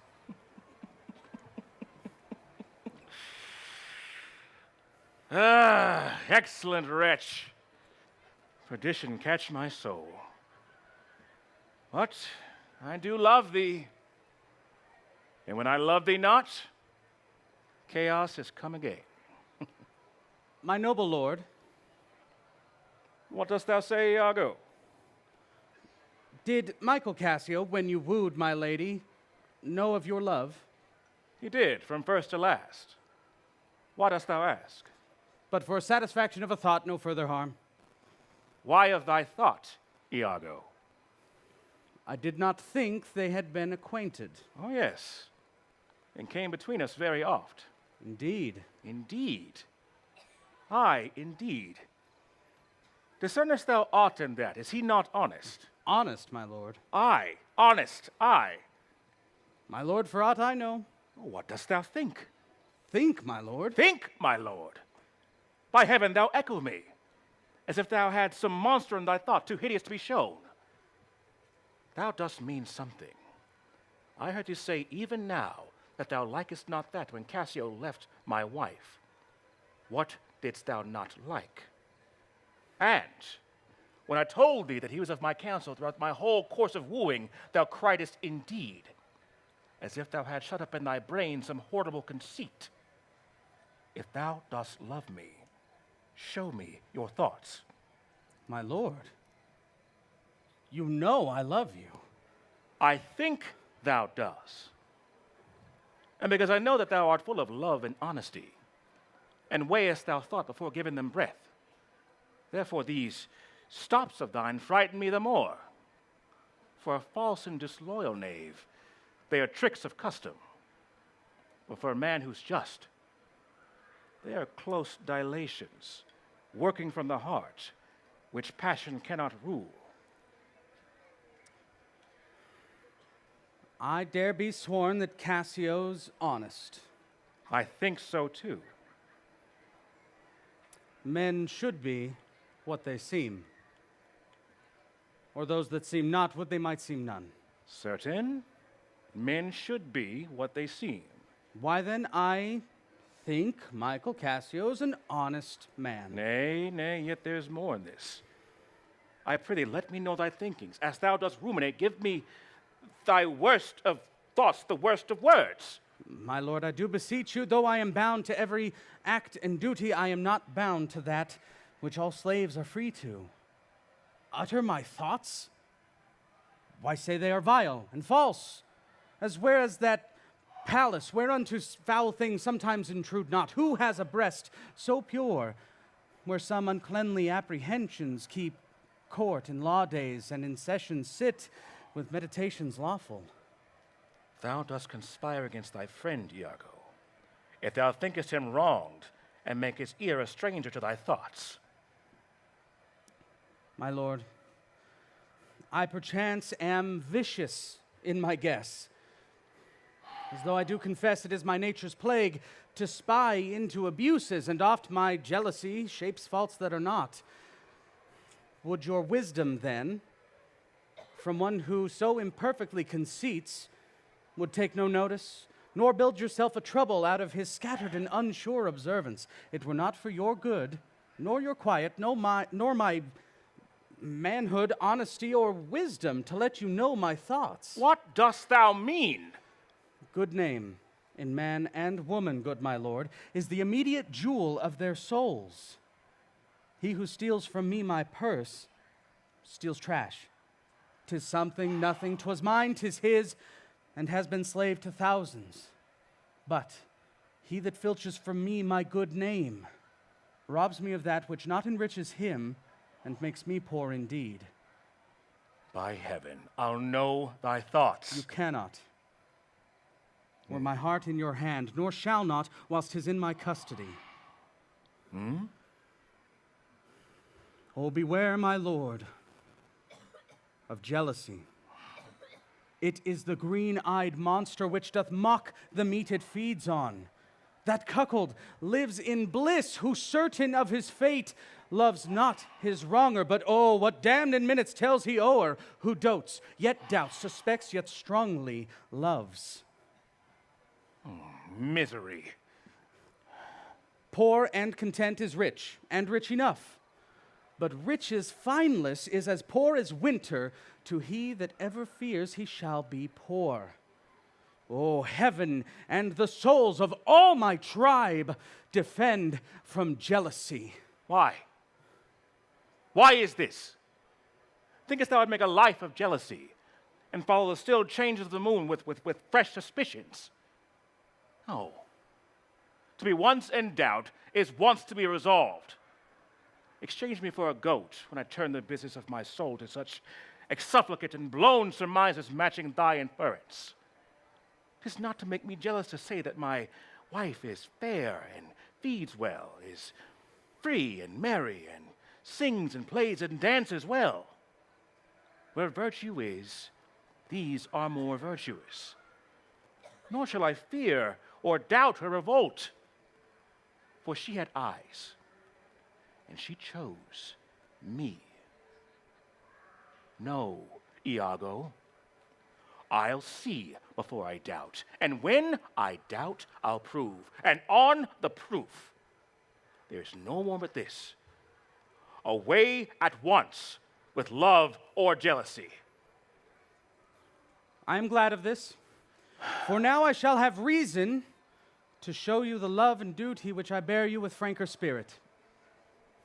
So, as I am thus bound, receive it from me. I speak not yet of proof. Look to your wife. Observe her well with Cassio. Wear your eyes thus, not jealous nor secure. I would not have your free and open nature out of self-bounty be abused. But look to it, for I do know our country disposition well. In Venice, they do let God see the pranks that they dare not show their husbands. Their best conscience is not to leave it undone, but keep it unknown. Dost thou think so? She did deceive her father, marrying you. And when she did seem to shake and fear your looks, she loved them the most. And so, she did. Aye, there's the point. Oh, she that seeming so young could give out such a seeming to block her father's eyes up close as oak, that he thought was witchcraft. But I am much to blame. I do beseech your pardon for too much loving you. I am bound to thee forever.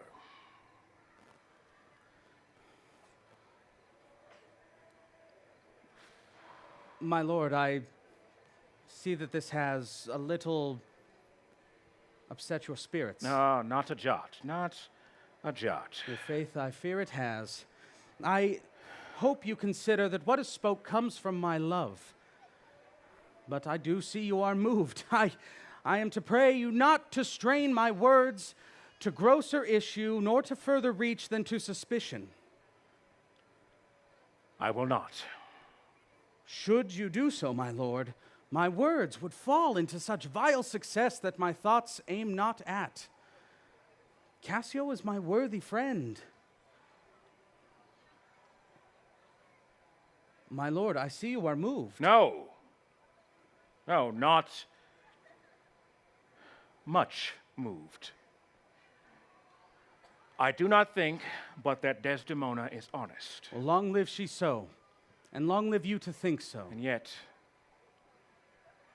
how nature erring from itself. Aye, that's the point, as to be bold with you, not to affect many proposed matches of her own clime, complexion, and degree, as in all things we see nature tends.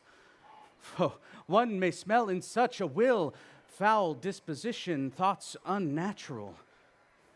But I do beseech you, I do not in position distinctly speak of her, though I do fear her will, recoiling to her better judgment, may fall to match you with her country forms and happily repent. Farewell. Farewell. If thou dost perceive more, let me know more. I prithee, set thy wife to observe her. Leave me, Iago. My lord, I take my leave.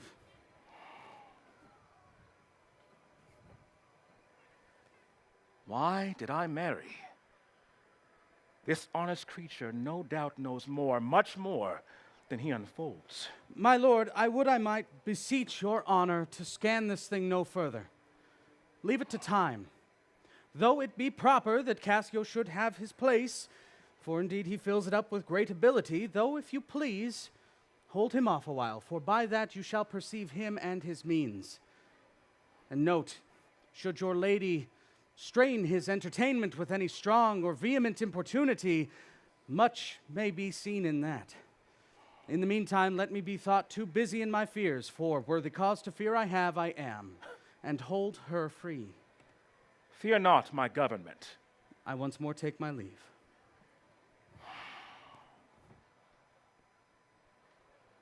This fellow is of exceeding honesty, and follows all dealings with a learned spirit of the human condition.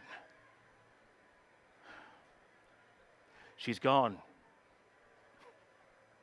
I am abused, and my relief must me to loathe her.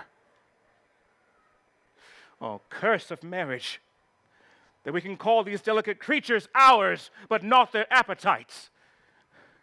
I had rather be a toad and feed upon the vapor of a dungeon than keep that I love in a corner for others' uses. Yet, 'tis the plague of great ones. 'Tis destiny unshunnable, like death.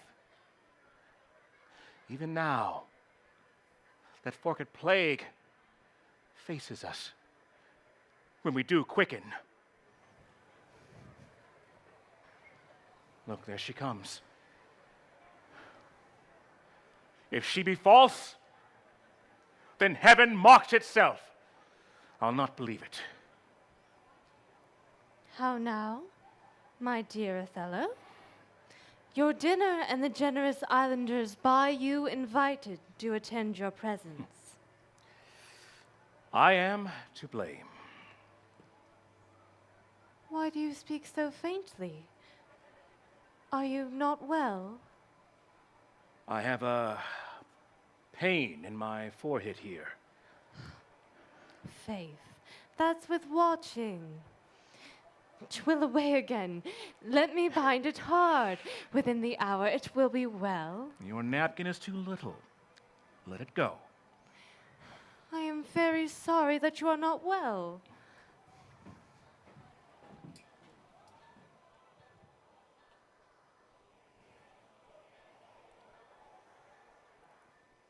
I'm glad that I have found this napkin.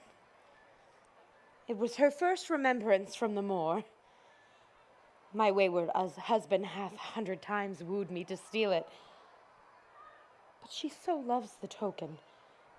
He conjured her that she should ever keep it, so she reserves it about her to kiss and to talk to. I'll have the work taken out and give it to Iago. What he will do with it, heaven knows, not I. I nothing but to please his fantasy. How now? What do you here alone? Do not you chide. I have a thing for you. A thing for me. 'Tis a common thing. Huh? To have a foolish wife. Oh, is that all? Well, what will you give me now for the same handkerchief? What handkerchief? What handkerchief? Why, that which the Moor first gave Desdemona, that you have so often bid me to steal. Hast stolen it from her? Faith, no, she let it drop by negligence, and I, to the advantage of being there, took it up. Look, here it is. A good wench.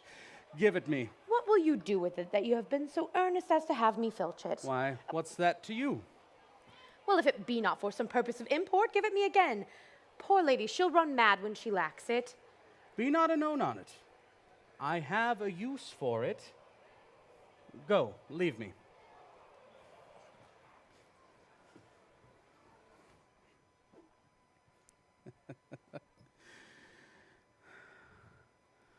I'll lose this napkin in Cassio's lodging and let him find it. Conceits, light as air, are to the jealous confirmations strong as proofs of holy writ. This may do something. The more already changes with my poison. Dangerous conceits are, in their natures, poisons, which at first are scarce found to distaste, but with a little act upon the blood, burn like the mines of sulfur. I did say so. Now but look where he comes. All the drowsy syrups of the world shall never medicine thee to that sweet sleep which thou odest yesterday. False to me. Oh, how now? No more of that. Avaunt! Begone! Thou hast set me on the rack. I swear 'tis much better to be abused than to know but a little. How now, my lord? What sense had I for stolen hours at lust? I saw it not, thought it not, it harmed not me. I slept well the next day, fed well, was free and merry. I found not Cassio's kisses on her lips. He that is robbed, not knowing what is stolen, let him not know it. And he is not robbed at all. I am sorry to hear this. I had been happy if the general camp, pioneers and all, had tasted her sweet body. So I had nothing known.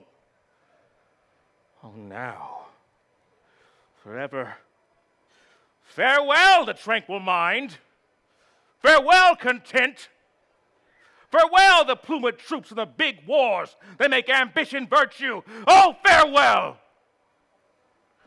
Farewell the neighing steed and the shrill trump, the ear-piercing drum and the spirit-stirring fife, the royal banner and all quality, pride, pomp, and circumstance of glorious war. Farewell! Othello's occupation is gone. Is it possible? Villain, be sure to prove my love is a whore. Be sure of it. Give me the ocular proof, or by the worth of mine eternal soul, thou hadst best been born a dog. Is it then come wake to this? my wrath. Is it come to this? Make me to see it, or at least so to prove it that the probation hath no hinge nor loop to hang a doubt on, or woe upon thy life. My noble lord. If thou dost slander her and torture me, never pray more. Abandon all remorse. On horror's head, horrors accumulate, and all of the mace, and nothing to damnation can thou add to that.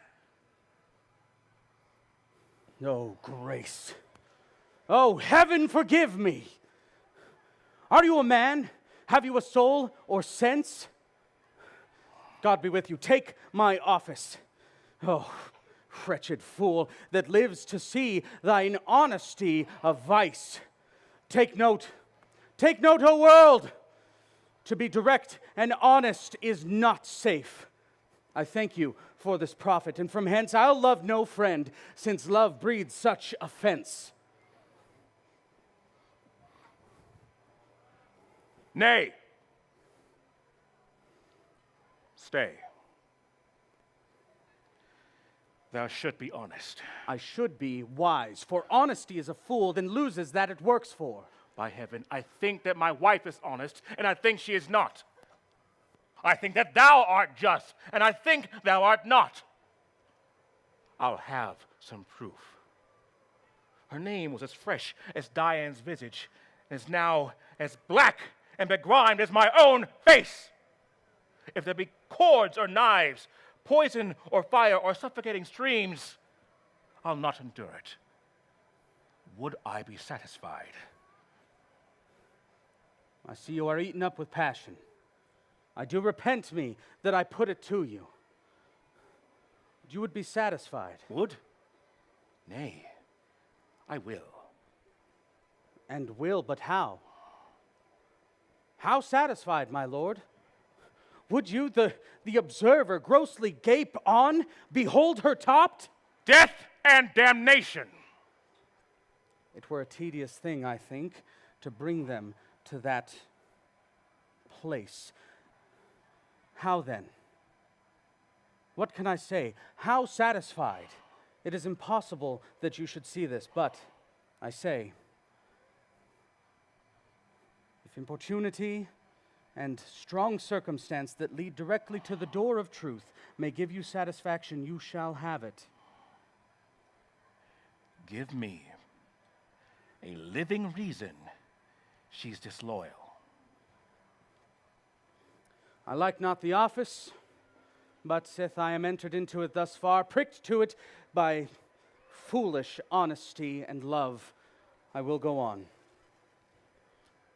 I lay with Cassio lately, and being troubled with a raging tooth, I could not sleep. There are a type of men so loose of soul that they do mutter their affairs in their sleep. Such a one is Cassio. And in his sleep I heard him say, "Fair Desdemona, we must be wary. We must hide our loves." Oh, monstrous. Monstrous. Nay, this was but his dream. No. It denotes a foregone conclusion. 'Tis but a shrewd doubt, though it be but a dream. And this may help to thicken other proofs that do demonstrate thinly. Tell me but this. Have you not sometimes seen a handkerchief spotted with strawberries in your wife's hand? I gave her such a one. It was my first gift. I know not of that. But such a one, I am sure it was your wife's, did I see today Cassio wipe his face with. If it be that. If it be that, or any that was hers, it speaks against her with the other proofs.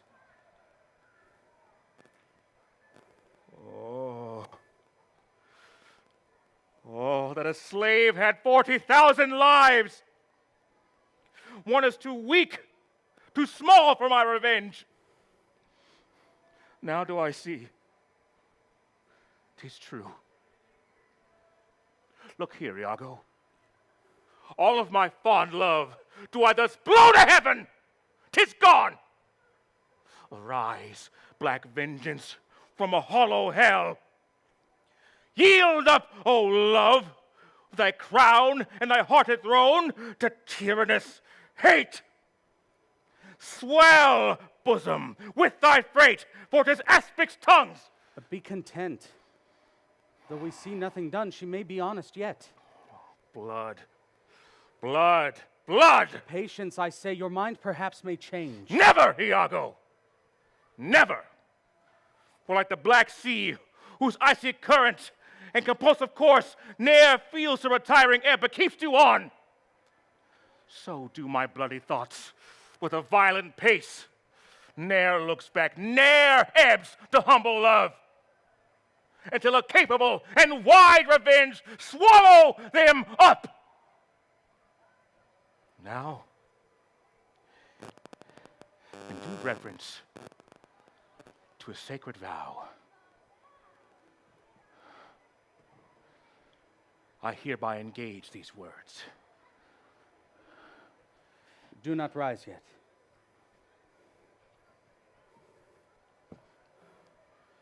Witness, you ever-burning lights above, you elements that clip us round about, witness that here Iago doth give up the execution of his wit, hands, heart, to wronged Othello's service. Let him command what bloody business ever.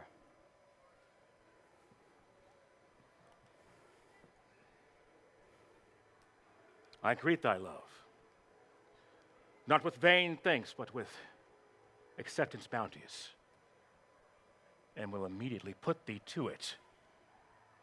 Within these 3 days, let me hear thee say that Cassio is not alive. My friend is dead. 'Tis done at your request. But let her live. Damn her! Lewd minx, damn her! Damn her! Come with me, Iago. I will go hence to furnish some swift means of death for the fair devil. Now, art thou my lieutenant? I am your own forever.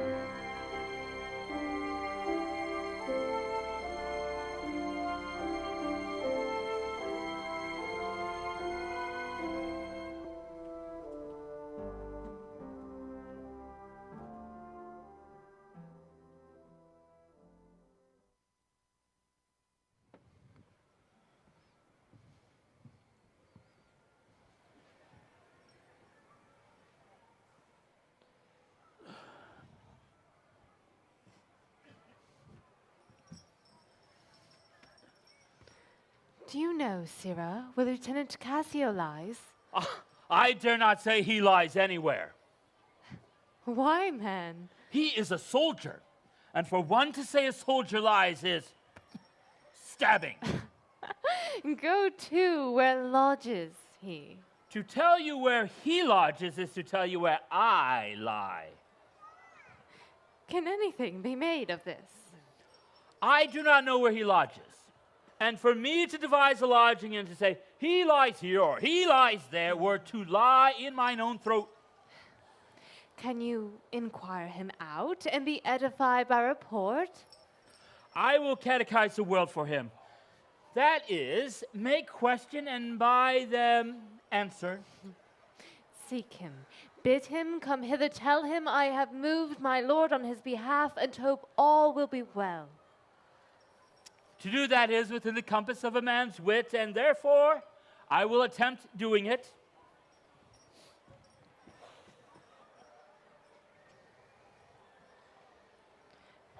Where should I lose that handkerchief, Amelia? I know not, madam. Believe me, I have rather I had lost my purse, full of crusados. But that my noble lord is true of mind, and made of no such baseness as jealous creatures are. 'Twere enough to put him to ill thinking. Is not he jealous? Who, he? I think the sun where he was born drew all such humors from him. Here comes my lord. I will not leave him now till Cassio be called to him. How's it with you, my lord? Well, my lady, hardness dissemble. How do you do, Desdemona? Well, my good lord. Give me your hand. This hand is moist, my lady. It yet have felt no age, nor no sorrow. This argues fruitfulness and liberal heart. Hot, hot, and moist. This hand of yours requires a sequester from liberty, fasting, and prayer, much castigation, and exercise devout. For here is a young and sweating devil here, who commonly rebels. 'Tis a good hand, a frank one. You may well say so, for 'twas the hand that gave away my heart. A liberal hand. The hearts of old gave hands, but our new heraldry is hands, not hearts. I cannot speak of this. Come now, your promise. What promise, dear? I have sent to bid Cassio come speak with you. I have a sorry salt room offends me. Lend me thy handkerchief. Here, my lord. That which I gave you. I have it not about me. Not? No, indeed, my lord. That is a fault. That handkerchief did an Egyptian to my mother give. She was a charmer and could almost see inside the thoughts of people. She told her that while she kept it, it would make her amiable and completely subdue my father to her love. But were she to lose it or make gift of it, my father should hold her loathed in his eye, and his spirit should hunt after new fancies. She dying gave it me, and bid me that when fate would have me wived, I give it her. I did so. Therefore, look to it well. Make it a charm, like thou precious eye. For to lose it, or to give it away, nothing worse could perdition match. Is it possible? Wherefore? Why do you speak so startlingly and gone? rash? Is it lost? Speak! Oh, heaven bless us. Say you?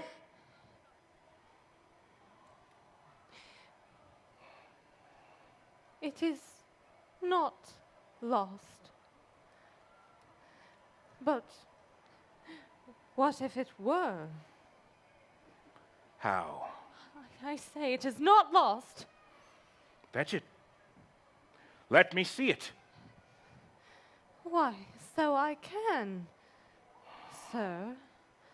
But I will not now. This is some trick to put me from my suit. I pray you let Cassio be received again. Fetch me the handkerchief! My mind misgives.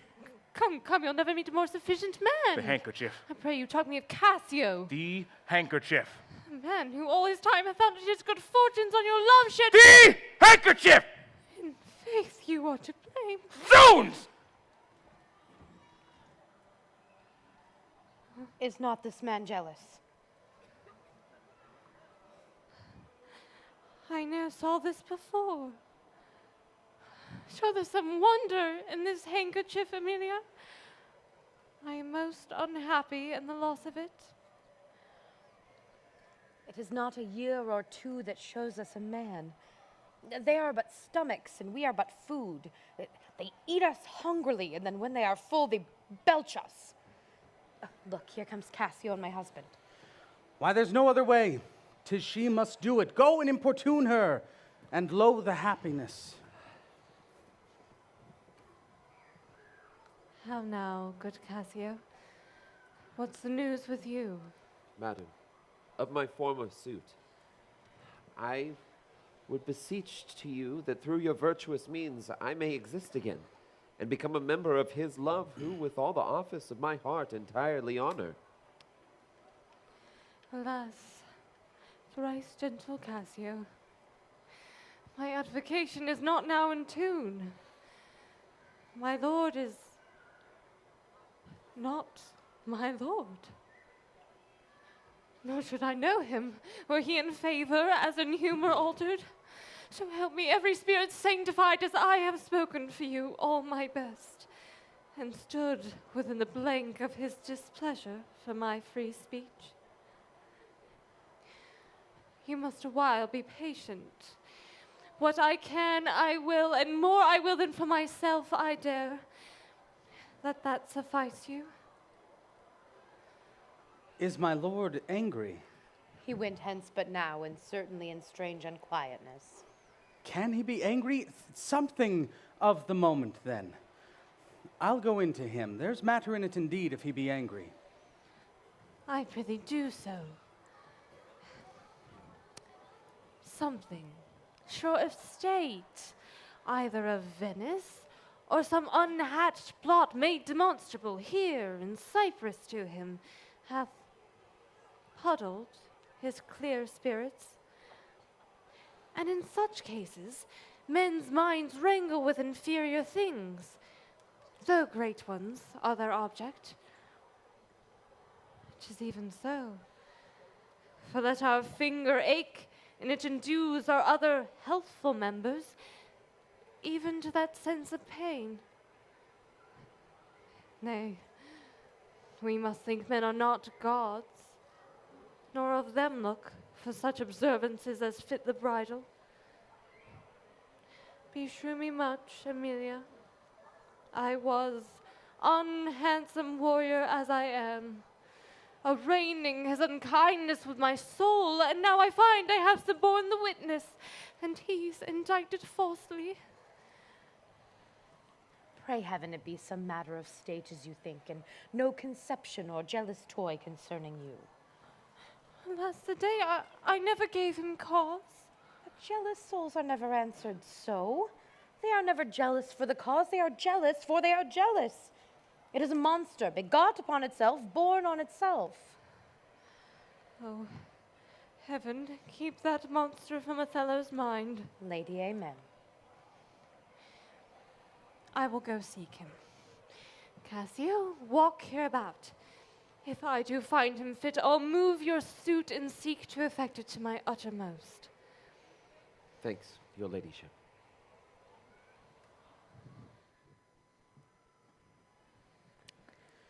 Save you, friend Cassio? What make you from your home? How is it with you, my most fair Bianca? In faith, my sweet love, I was coming to your house. And I was going to your lodging, Cassio. What, keep a week away? 7 days and nights? A weary reckoning. Pardon me, Bianca. I have for a while with leaden thoughts been pressed, but I shall in a more continuate time strike off this score of absence. Here, sweet Bianca, take me this work out. Oh, Cassio, whence came this? This is some token from a newer friend. To the felt absence I now feel a cause. Is it come to this? Well? Go to, woman, and throw your vile guesses into the devil's teeth from whence you have them. You are jealous because you think this is from some mistress? Some remembrance? No. By my faith, Bianca. Why then, whose is it? I know not neither. I found it in my chamber. I like the work well, ere it be demanded, and as like enough, I would have it copied. Take it, and do it, and leave me for this time. Leave you wherefore? I attend the general here, and I would seek no addition, nor my wishing to have him see me womaned. Why, I pray you? Not that I love you not. But that you love me not. I'd pray you take me on the way a little, and say if I shall see you soon at night. I will go with you but a little way. But I do attend here. I shall see you soon. Very well. I must be circumstanced.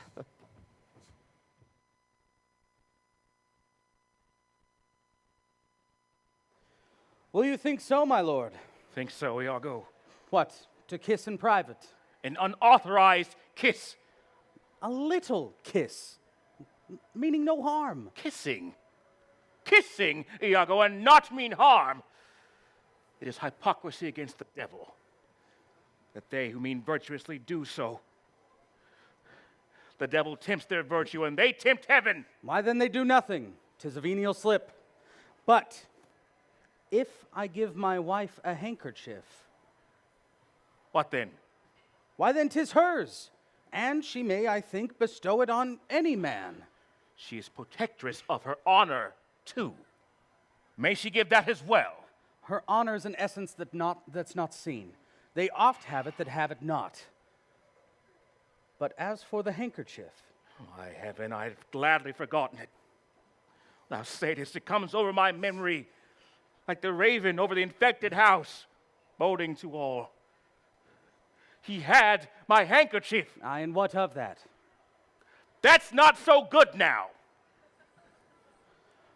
What if I had said that I had seen him do you wrong, or heard him say, as knaves being so abroad in their own importunate suits, they cannot help but to blab? Hath he said anything? He hath, my lord, but be you well assured, nothing he'll unswear. What hath he said? Faith that he did. I know not what he did. What? What? Lie. With her? With her, on her, what you will. Lie with her. Lie on her. We say lie on her when we slander her. Lie with her? Zoons! That is fulsome. It is with the nose and the eyes and the lips. Zoons! Is it possible? Oh, devil!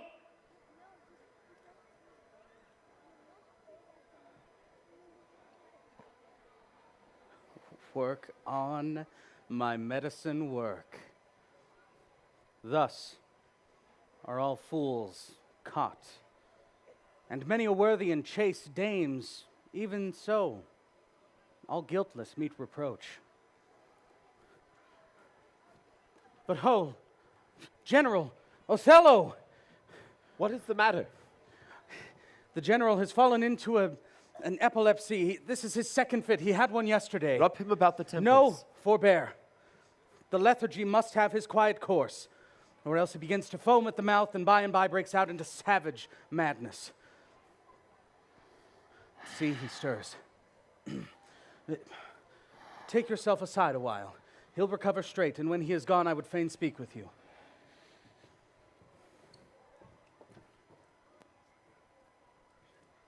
How now, General?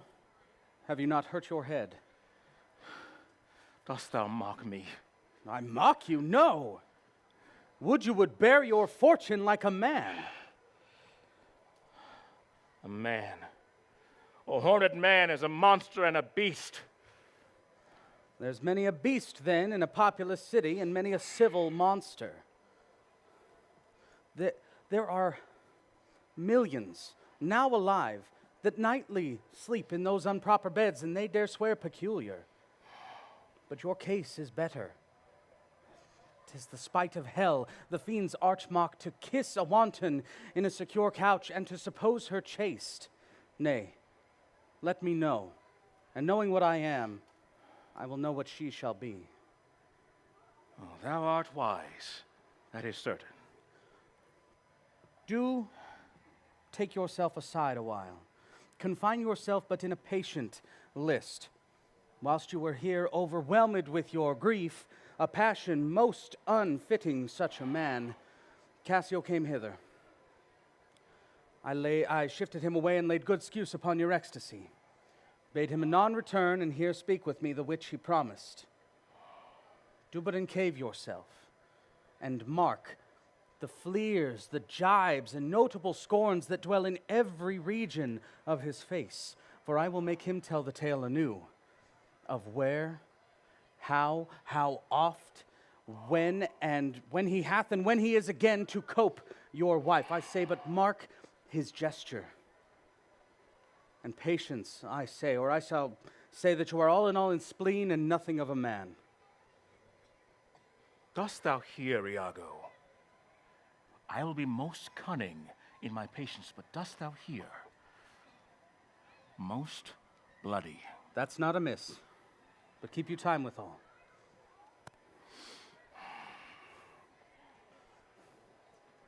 Now will I question Cassio of Bianca,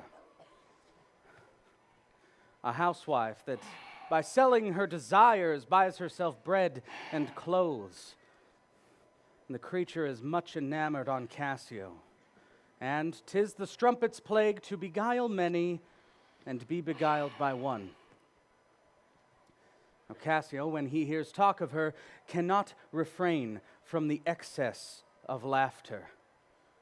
And see where he comes. And as he smiles, Othello will go mad, and his unbookish jealousy must construe Cassio's smiles, gestures, and light behaviors much in the wrong. How now, Lieutenant? The worse is that you give me the addition, whose want should even kill me. Ply Desdemona well, and you're sure on it. Now, should this suit lie in Bianca's power, how quickly should you speed? Alas, poor caitiff. See how he laughs already. I never knew woman love man so. Alas, poor rogue. In faith, I think she loves me. Now he denies it faintly and laughs it out. Do you hear, Cassio? Now he importunes. Well said. Go to, go to. She gives it out that you shall marry her. Do you intend it? I? Marry her? What? A customer. Prithee, bear some charity to my wit. Do Faith, you the not cry think goes it out. so unwholesome? The cry goes out that you shall marry her. Prithee, say true. I am a very villain else. That is the monkey's own given out. She is convinced that I should marry her out of her own love and flattery, not out of my promise. Iago beckons me. Now he begins the tale. She was here even now. She haunts me everywhere. Just the other morning, I was down by the sea bank conversing with certain Venetians, and thither comes the bauble. And by this hand, she takes me thus, about the neck. Crying, oh, Cassio, as it were. And she His hangs gesture imports it. her head and lolls and weeps and shakes and pulls me. Now, God. he tells how she plucked him to my chamber. Oh, I see that nose of yours, but not the dog I shall throw it to. Well, I think I will have to leave her company. Well, before me, look where she comes. 'Tis such another polecat. Marry a perfumed one. What makes you this haunting of me? Let the devil and his dam haunt you. What did you mean by the same handkerchief you gave me even now? I was a fine fool to take it. I must take out the work. A fine piece of work that you should find it in your chamber and not know who left it there. This is some minx's token, and I must take out the work? There, give it your hobby horse. Wheresoever you had it, I'll take out no work on it. How now, Bianca? How now? How now? By heaven, that should be my handkerchief. If you will come to dinner tonight, you may. If you will not, come when you are next prepared for. After her, after her. In faith, I think I must, or she'll rail the street else. Will you sup there? I intend so. I may chance see you, for I would fain speak with you again. Pray, come with me. Go to, say no more.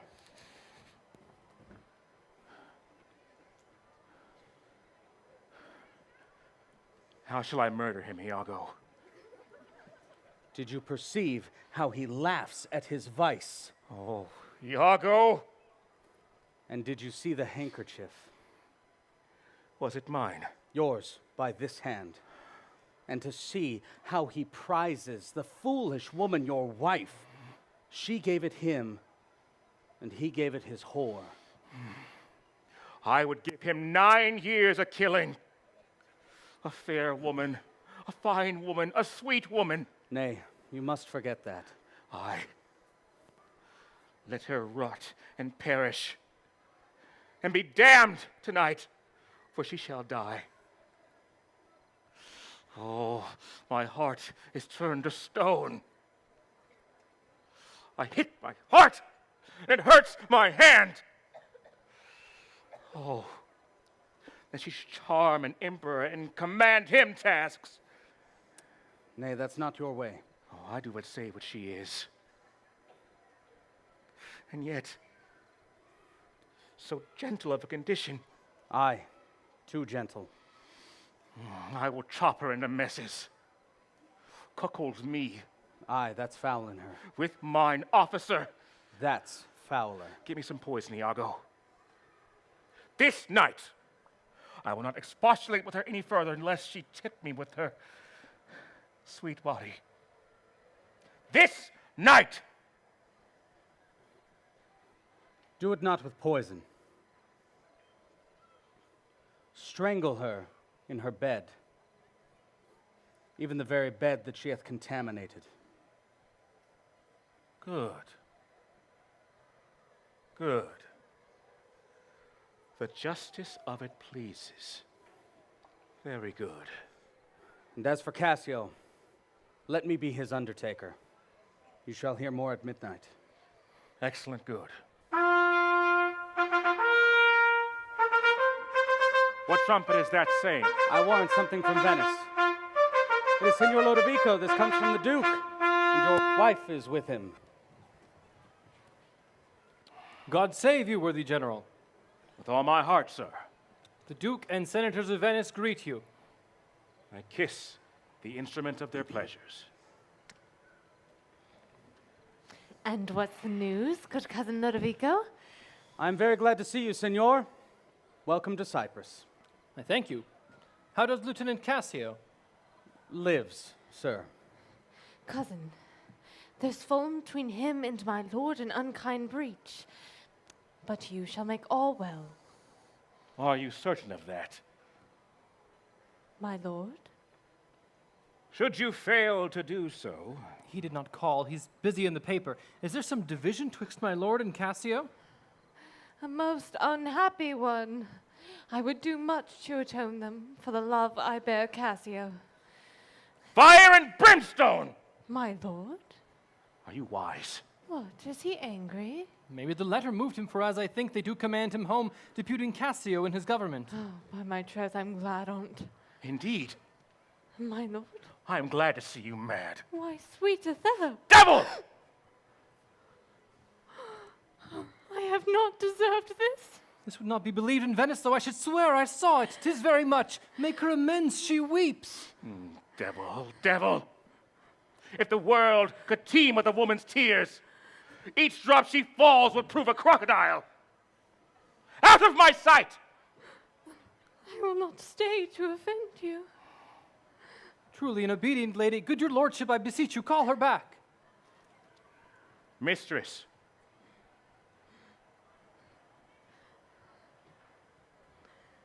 My lord? What would you have her do, sir? Who, I, my lord? I, yes, you, who'd bid that I make her turn.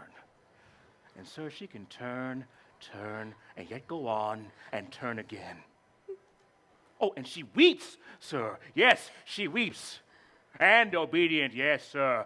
Very obedient. Proceed you in your tears. Concerning this, I shall obey the mandate. Get out of my sight! Sir, I shall return to Venice. And I do entreat you, sir, to sup with me. Goats and monkeys!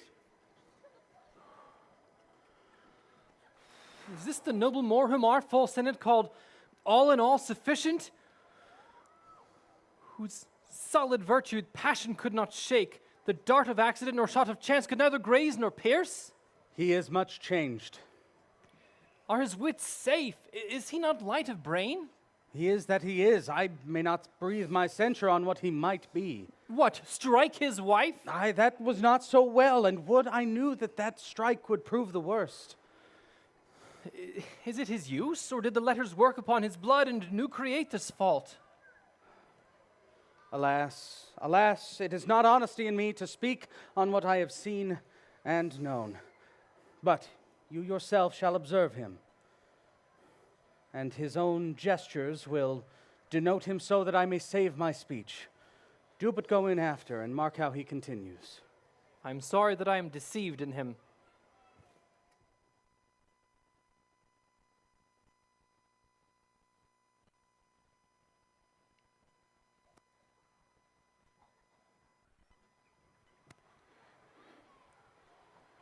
You've seen nothing then.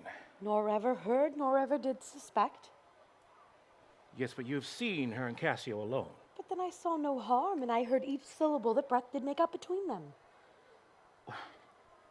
What, did they never whisper? Never, my lord.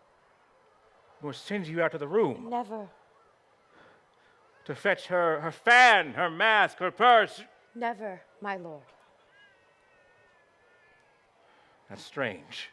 I durst, my lord, to wager that she is honest. Lay down my soul at stake.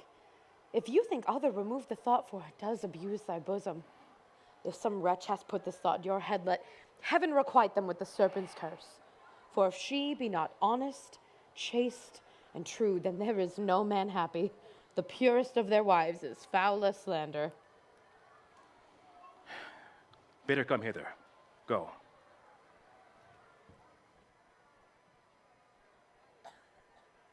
She speaks well enough, but she is a simple bard and cannot say much. This is a subtle whore, a closet lock and key of villainous secrets. And yet she'll kneel and pray. I've seen her do it.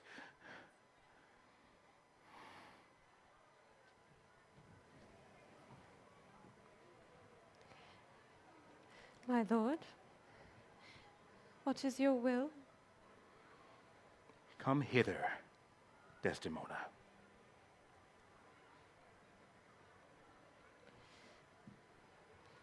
What is your pleasure? Let me see your eyes. Let me see your face.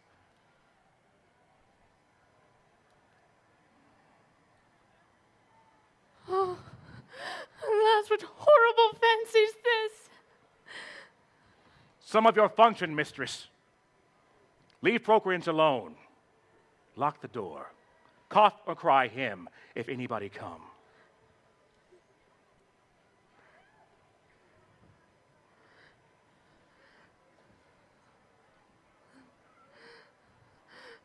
Oh, upon my knees. What doth your speech import? I understand a fury in your words, but not the words. Why? What art thou? Your wife, my lord, your true and loyal wife. Come, swear it. Damn thyself! Be double damned! Oh, heaven does truly know it. Heaven truly know that thou art false as hell. To whom? My lord, with whom? How am I false? Oh, Desdemona. Away.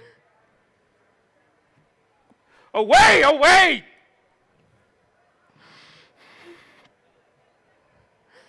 Alas, why do you weep? Am I the motive of these tears, my lord? If haply you, my father, do suspect an instrument of this your calling back, lay not your blame on me. If you have lost him, why, I have lost him too. Had it pleased heaven to try me with affliction, had they rained all kinds of sores and shames upon my bare head,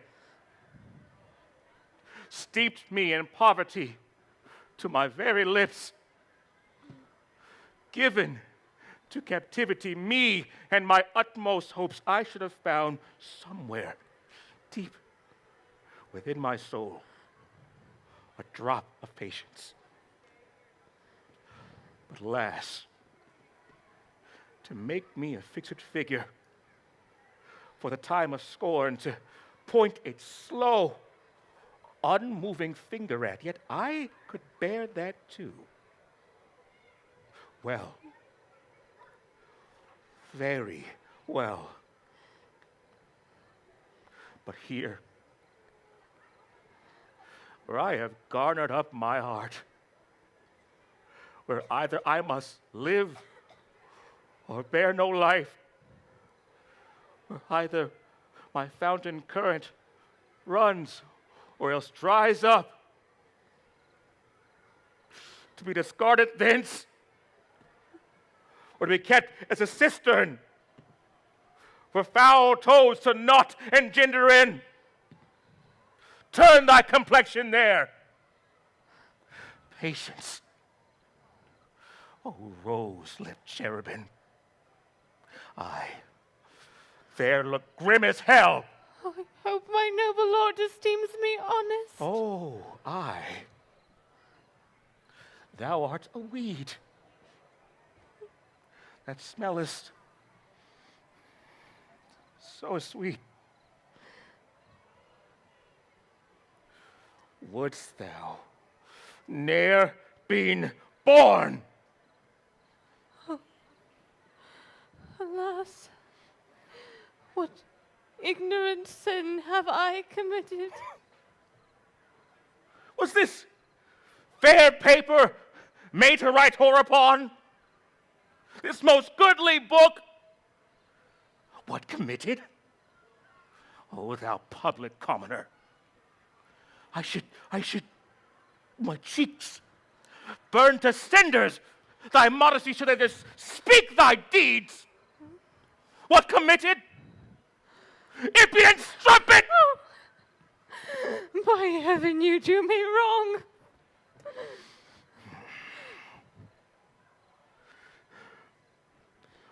Art thou not a strumpet? No. As I am a Christian, if to preserve this vessel from my Lord, from any foul, unlawful touch, be not to be a strumpet, I am none. What? Not a whore? No, as I shall be saved. Is possible? Oh, heaven, forgive us.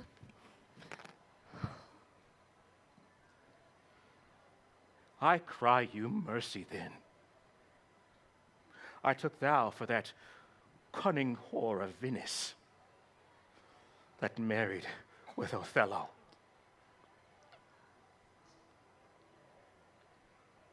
You, mistress, who keep the office opposite of St. Peter and guard the gates of hell. Yes, you. We have done our course.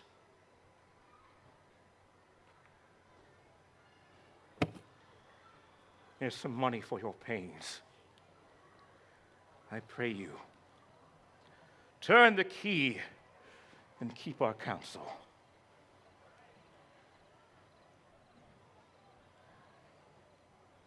Alas, what does this gentleman conceive? How do you, madam? How do you, sweet lady?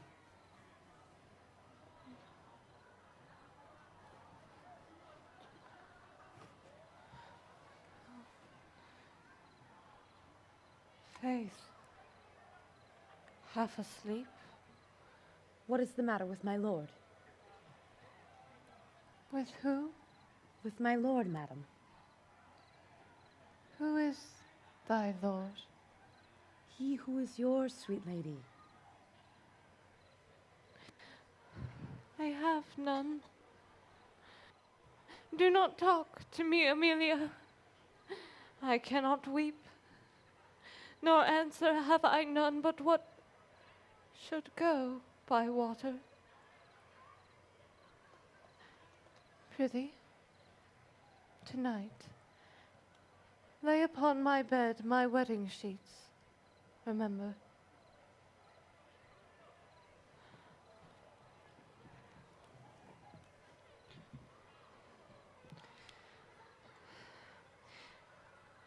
And call thy husband hither. There is change indeed.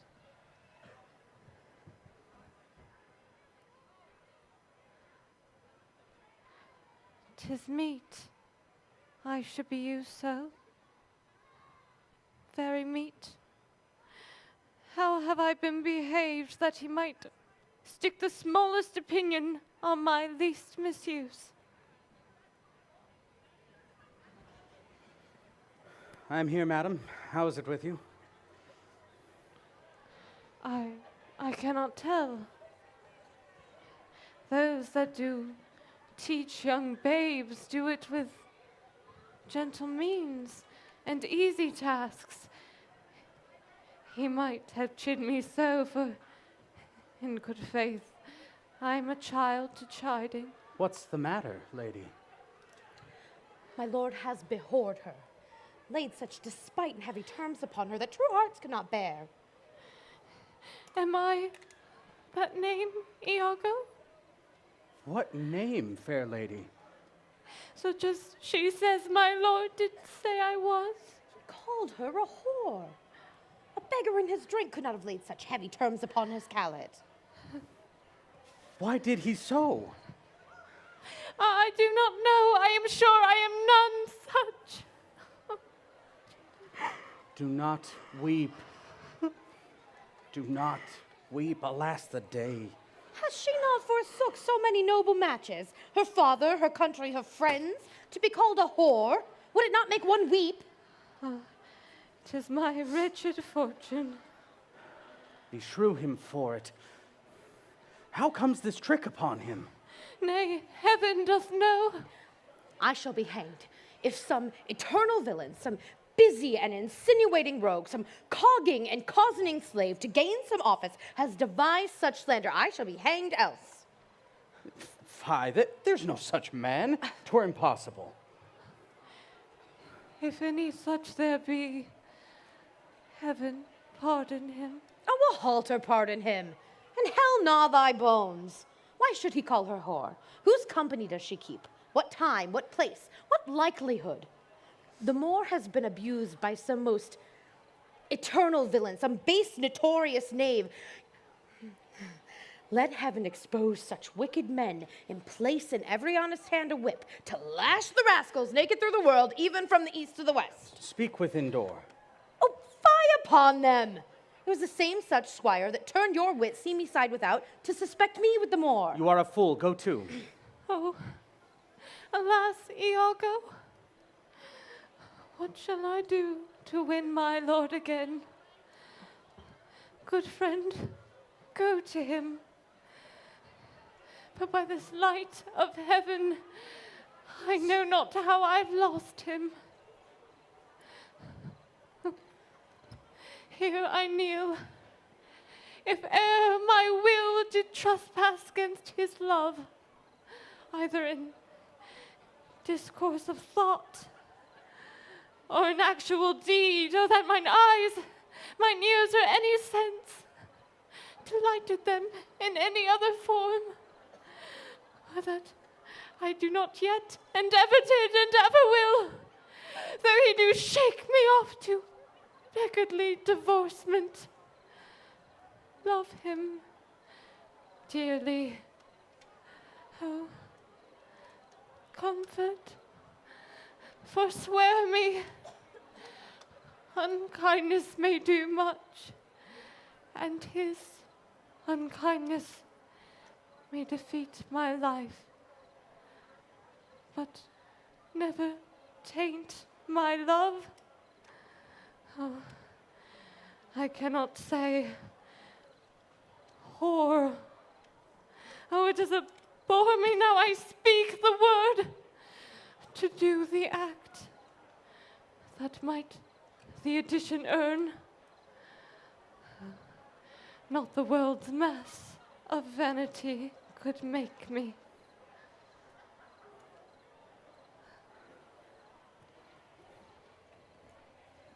Content thyself a while. It is something of his humor. The business of the state does him wrong, and he does chide with you. If 'twere no other. 'Tis but so, I warrant.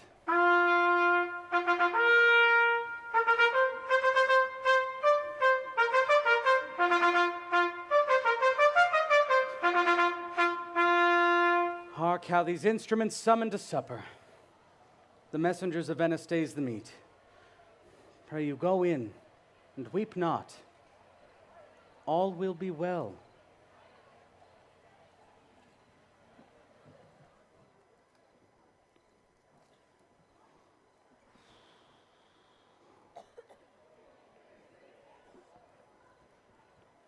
How now, Rodrigo? I do not find that you dealst justly with me. What in the contrary? Every day thou daffst me with some device, Iago, and rather, as it seems to me now, keeps from me all conveniency, then suppliest me with the least advantage of hope. I will indeed no longer endure it, nor am I yet persuaded to put up in peace what already I have foolishly suffered. Will you hear me, Rodrigo? Faith! I have heard too much, for your words and performances are no kin together. You charge me most unjustly. With naught but truth. I have wasted myself out of my means. The jewels you have had from me to deliver to Desdemona would have corrupted a votarist.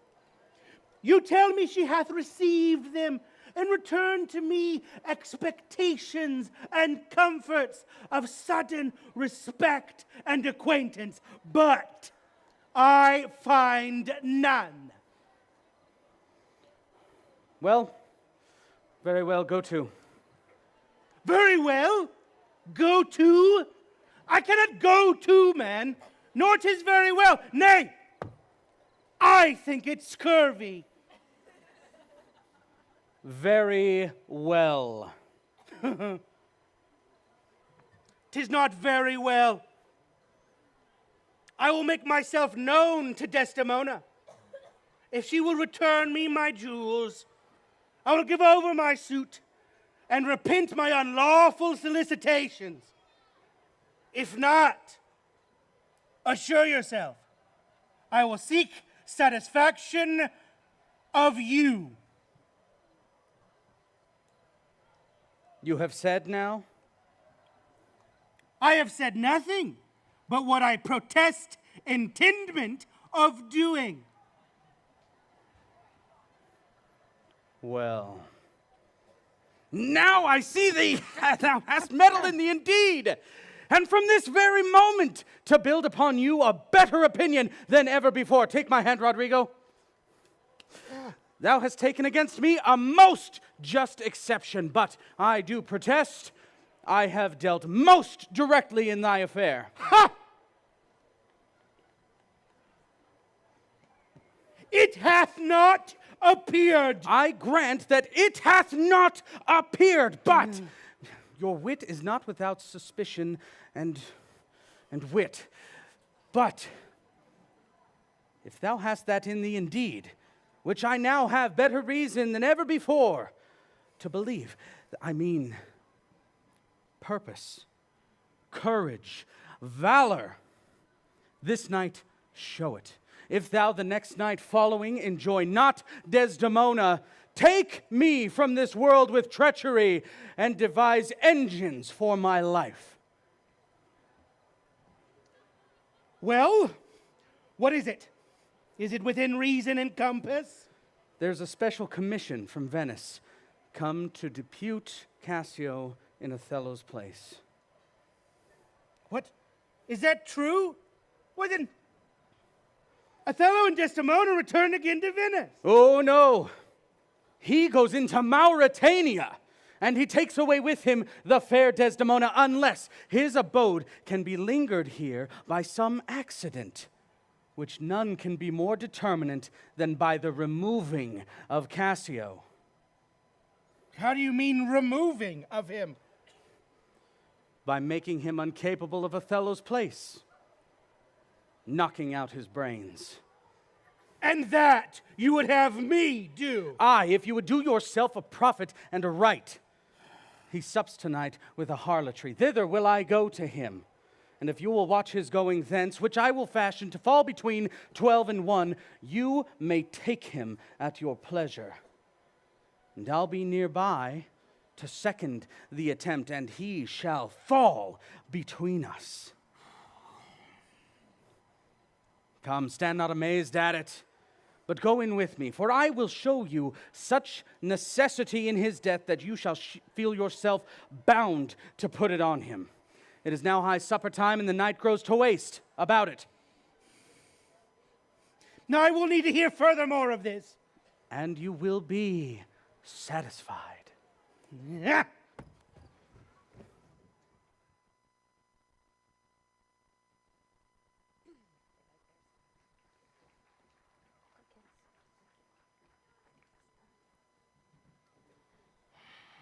I do beseech you, sir, trouble yourself no further.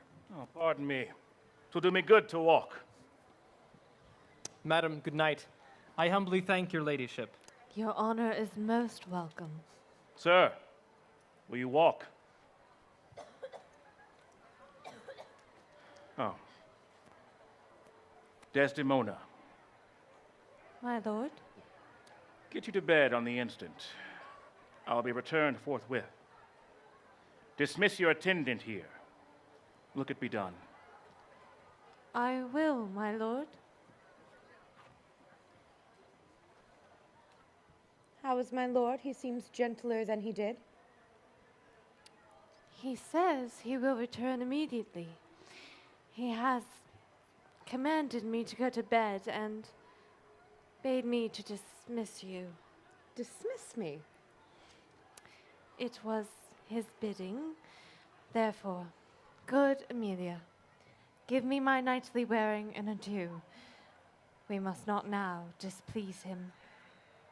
I would you had never seen him. So would not I, my love, to so approve him, that even his stubbornness, his checks and frowns, prithee, unpin me, have grace and favor in them. I have laid the sheets you bade me in the bed. All's one. Good faith, how foolish are our minds. If I do die before thee, prithee, shroud me in one of those same sheets. Come, come, you talk. My mother had a maid called Barbary. She was in love, and he who she loved went mad and did forsake her.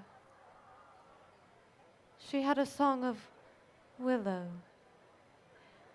An old thing 'twas, but it expressed her fortune, and she died singing it. That song tonight will not go from my mind. I have much to do, but go and hang my head all at one side and sing it like poor Barbary. Prithee, dispatch. Would you like me to fetch your nightgown? No, unpin me here. This Lodovico is a proper man, a very handsome man. He speaks well. I know a woman in Venice who would have walked barefoot to Palestine for a touch of his nether lip.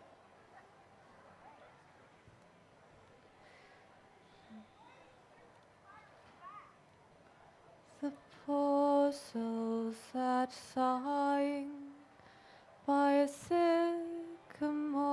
tree.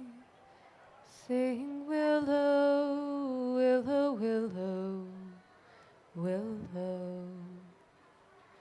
Her hand in her bosom, her head on her knee. Sing willow, willow, willow, willow. She sighed in her singing and made a great moan. Sing willow, willow, willow, willow. Thou's lost the truest lover that e'er went on ground. Sing willow, willow, willow, shall be my garland.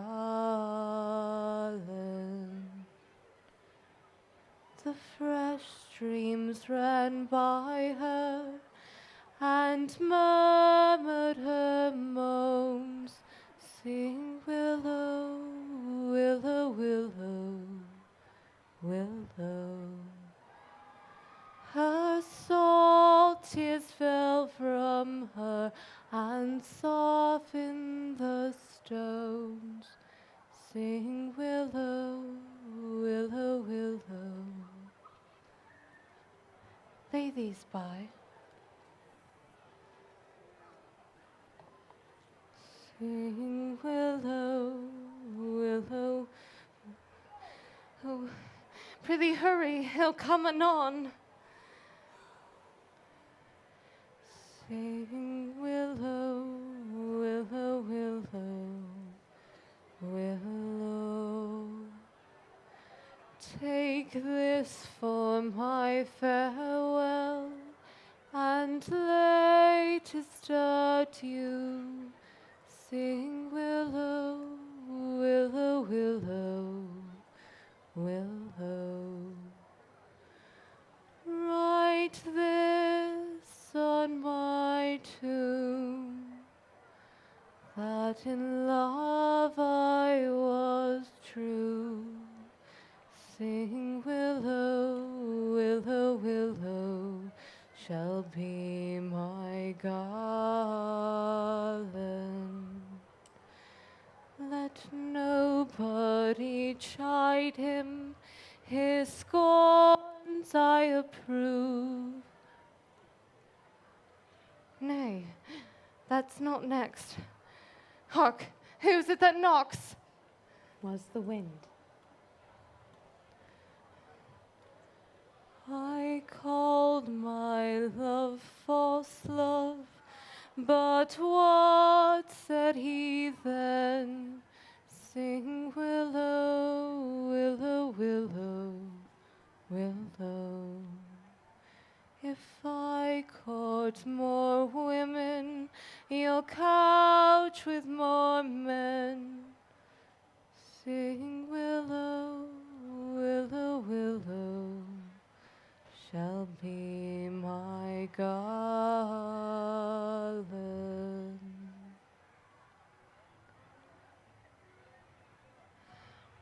So get thee gone. Good night. Mine eyes do itch. Doth that bode weeping? 'Tis neither here nor there. I've heard it said so. Oh, these men, these men.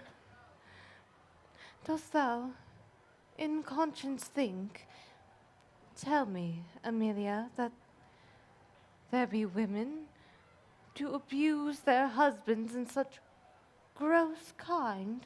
There be some such, no question. Wouldst thou do such a deed for all the world? Why would not you?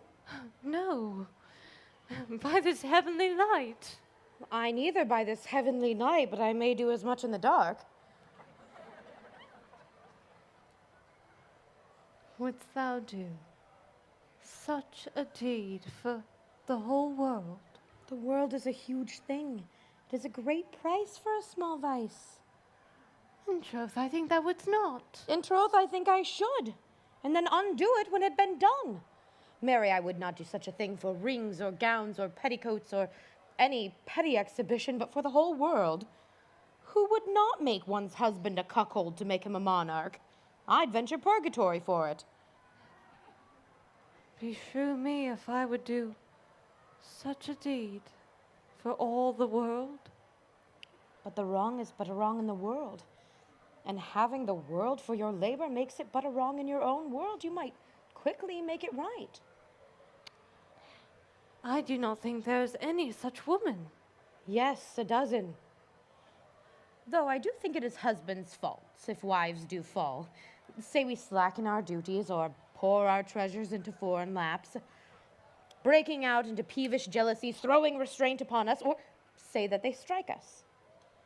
Though we have galls and we have some grace, do we not have some revenge? Women have sense as husbands do. We have the same palate for sweet and sour. We smell, we see. And what is it when husbands change us off for others? Is it sport? I think it is. And doth affection breed it? I think it doth. And is it frailty that thus errs? It is so too. And do we not have affections, desires for sport, and frailty as husbands do? Then let them use us well, else let them know the ills we do, their ills tell us so. Oh. Good night, good night. God me such uses send, not to pick bad from bad, but by bad mend.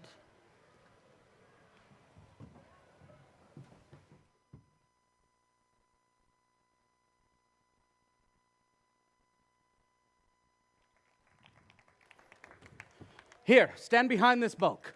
Straight will he come. Wear thy good rapier bare, and put it home. Quick, quick, fear nothing. I'll be at thy elbow. It makes us or it mars us. Think on that, and fix most firm thy resolution. Be close at hand, I may miscarry in it. Here at thy elbow. Now, be bold, and take thy stand.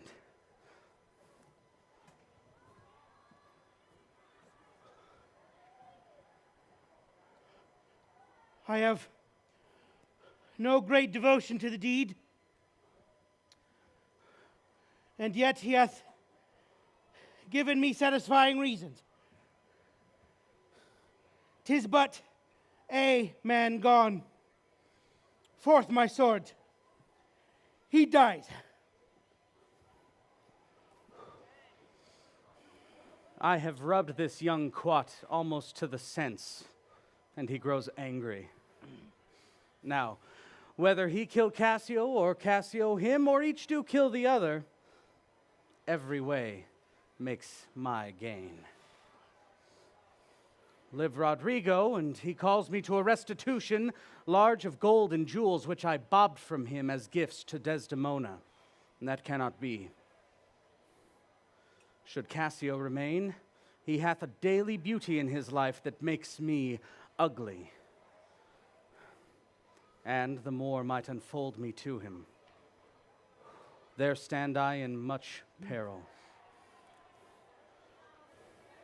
No, he must die. Be it so, I hear him coming.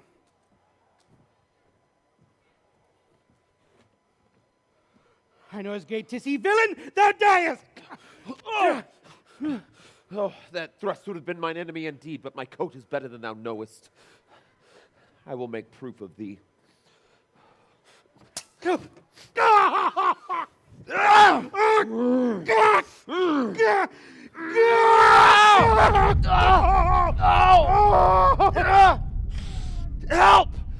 I am maimed forever!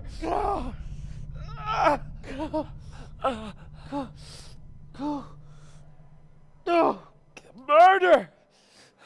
Murder! The voice of Cassio. Iago keeps his word. Oh, villain that I am! What? A light! Help! A surgeon! It is he. Oh, brave, honest Iago, who with such noble sense of thy friend's wrong, thou teachest me. Minion, your dear lies dead, and your unblessed fate hies. Strumpet, I come. Those charms, thine eyes bespotted, thy bed with lost blood shall be blotted. No watch? No passage? Murder! Murder! 'Tis some mischance. The cry is very direful. Oh, help! Hark! Oh, wretched villain! 2 or 3 groan. 'Tis a heavy night. These may be counterfeits. Let's think it unsafe to come into the cry without more help. God, nobody come! They're trying to bleed to death. Hark! What's he that cries on a murder? We do not know. Here comes one with a light and weapons. Have you not heard a cry? We do not know. Iago? Help! I've been undone by villains. Oh, me, Help me. Lieutenant. Othello's ancient, as I take it. Who has done this to you, Cassio? I know not, but he is hereabout, unable to get away. Treacherous villains. Come in and lend some help. Go help! That is him. Oh, villainous. Oh, villain! God! Oh, damn Iago! Oh, inhuman dog! Kill men in the dark.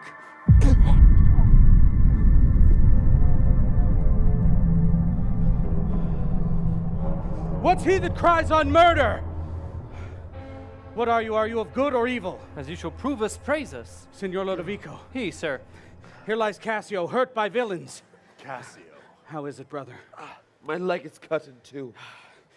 Lend me your help. I'll bind it here myself. That cried. Who is it that cried? Oh, my dear Cassio. Oh, my sweet Cassio. Cassio. Cassio. Cassio. Oh, notable strumpet. I have been to seek thee. I am sorry to find you thus. Patience a while, Cassio. Lend me a light.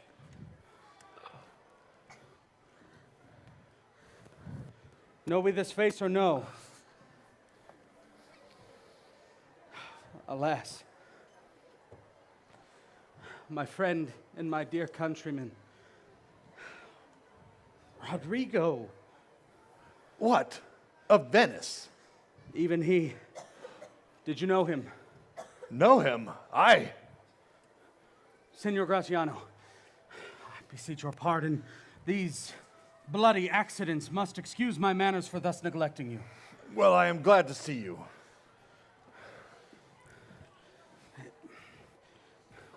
Rodrigo.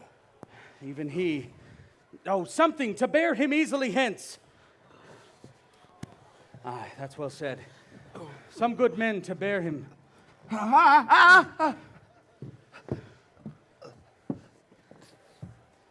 Stay you, good gentlemen. Look you pale, mistress? Nay, observe her, gentlemen, and as you shall stare, we will hear more of this. Guiltiness will speak, though tongues were out of use. What is the matter? What is the matter, husband? Cassio was here set upon in the dark by Rodrigo and villains that have escaped. He is almost slain, and there lies Rodrigo dead. Alas, good gentleman. Alas, good Cassio.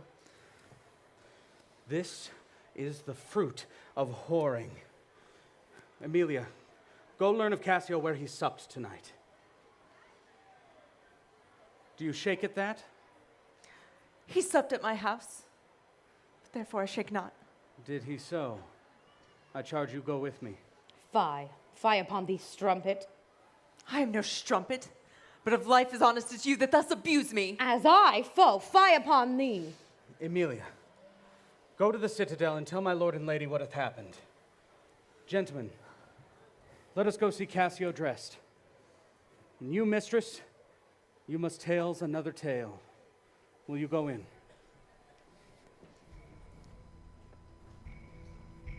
This is the night that either makes me or foredoes me quite.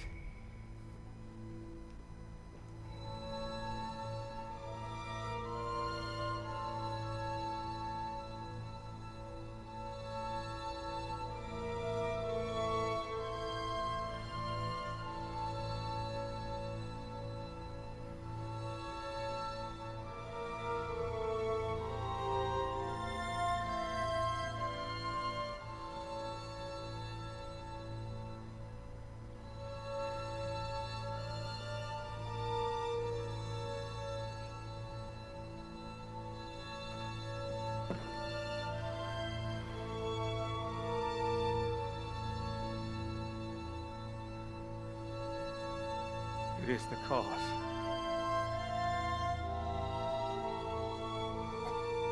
It is the cause, my soul.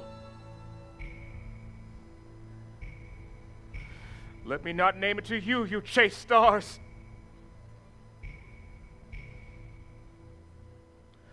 It is the cause. Yet I'll not shed her blood, nor scar that whiter skin than snow, smooth as monumental alabaster. Yet she must die, or else she'll betray more men.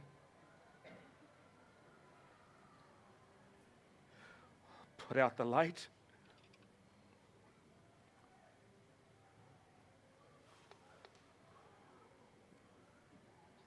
and then I'll put out the light.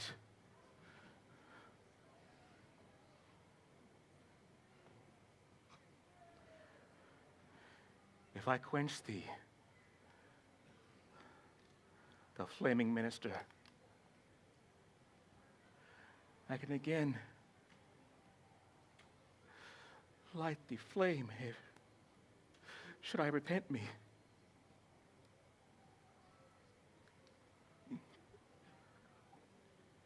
But once I put out thy light, I know not where that Promethean flame that again thy light can relume. When I have plucked thy rose, I cannot give it vital growth again.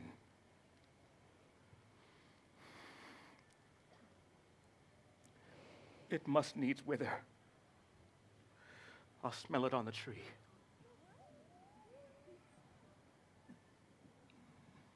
Oh, balmy breath that almost doth persuade justice break her sword.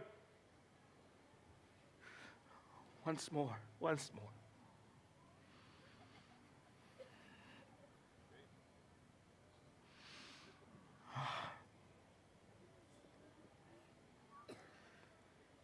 Be thou, when thou art to die, and I will kill thee and love thee after. Once more, and this is the last.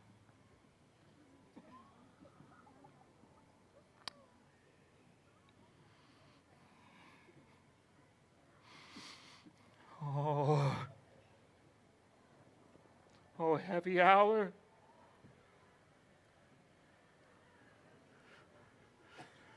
Oh, I must weep. Oh, but they are cruel tears. Oh, this sorrow is heavenly. It strikes where it doth love.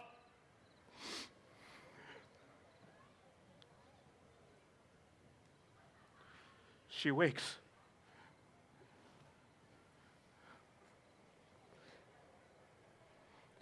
Who's there? Othello? I, Desdemona. Will you come to bed, my lord? Have you prayed tonight, Desdemona? I, my lord? If you bethink yourself of any crime unreconciled to God, solicit for it straight. Look, my lord, what do you mean by Well, do it! I will walk by. I will not kill thy unprepared spirit. No, nay, I will not kill thy soul. And talk you of killing. I do. Then, Lord, have mercy on me. Amen with all my heart. If you say so, I hope you will not kill me. Yet I do fear you. You're fatal when your eyes roll so. Why I should fear, I know not. Since guiltiness I know not, but yet I fear. Think on thy sins. That they are loves I bear to you. Aye, and for that thou diest. The death's unnatural that kills for loving. Alas, why gnaw you so your nether lip? Some bloody passion shakes your very frame. These are portents, be it, I hope. I hope they do not point on me. Peace, and be still! I will so. What's the matter? That handkerchief that I so loved and gave to thee, thou gavest to Cassio. No. By my life and soul, send for the man and ask him. Sweet soul, take heed. Take heed of perjury. Thou art on thy deathbed.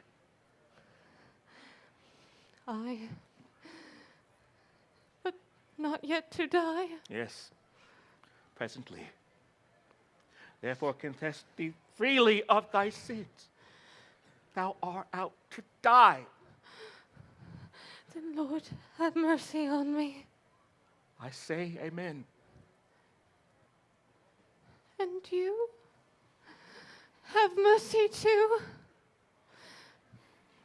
I never did offend you in my life. Never loved Cassio, but with such general warranty of heaven as I might love, I never gave him token. By heaven, I saw the handkerchief! Oh, perjured woman, that makest me what I have to do, a murder, when I think it a sacrifice. I saw the handkerchief. He found it, then I never gave it him. Oh, send for him hither, let him confess the truth. He hath confessed. What? My lord? That he hath used thee. Oh, how unlawfully. Aye. Oh, he will not say so. No.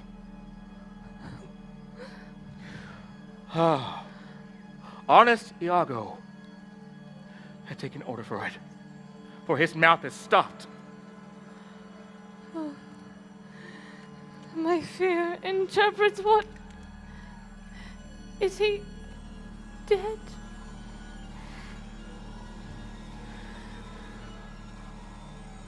If all his hairs had been lives, my great revenge had stomach for them all. Oh. Alas, he is betrayed and I undone. Out, trumpet! Weepest thou for him to my face? Oh. Banish me, my lord, but kill me not. Down, trumpet! Oh, kill me tomorrow and let me live tonight. Nay, nay, thou strive. But half an hour. Nay, Will I say one prayer? it is too late. Oh, Lord. It is too late.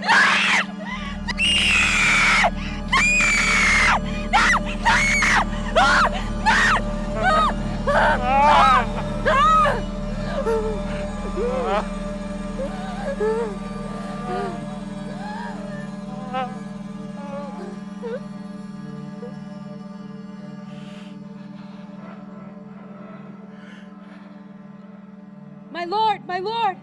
What ho, my lord! Noise is this? Not dead? Not yet quite dead? I that am cruel and merciful, I shall not let thee linger in thy pain. What ho, my lord, my lord!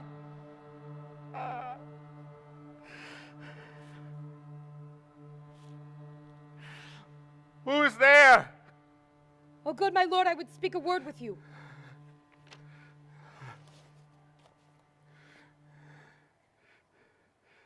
It is Amelia.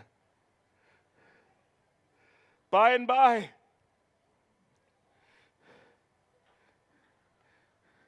She's dead. It is like she comes to speak of Cassio's death.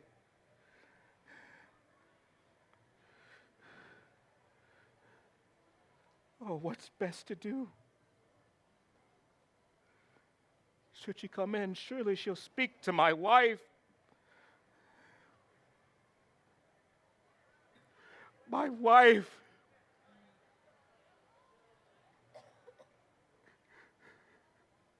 My wife.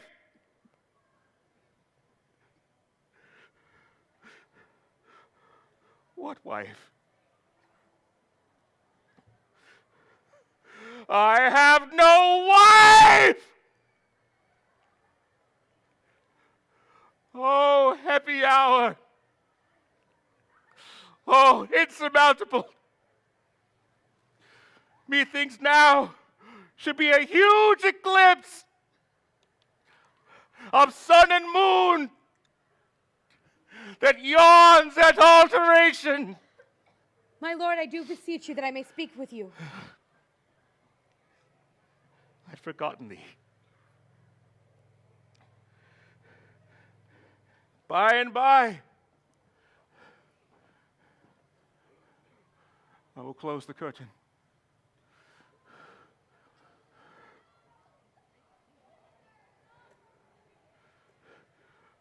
Where art thou?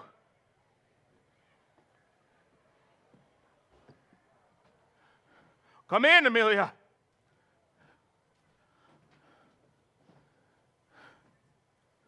What is the matter with thee now? My lord, yonder fowl's murder is done. What now? But now, my lord. It's the moon. She comes more close to the earth than she is wont and makes men mad. Cassio, my lord, has killed a young Venetian called Rodrigo.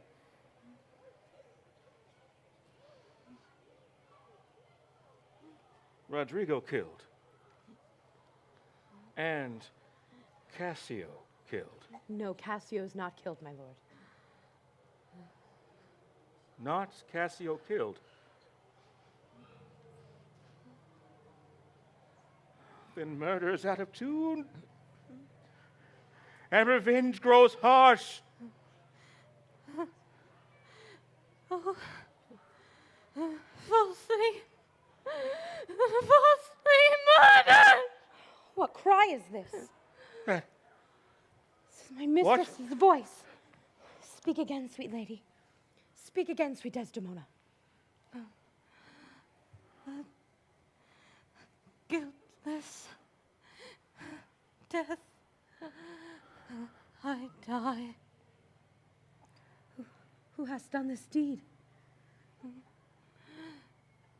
Nobody. I myself. Oh, farewell. Commend me to my kind Lord. Oh, farewell.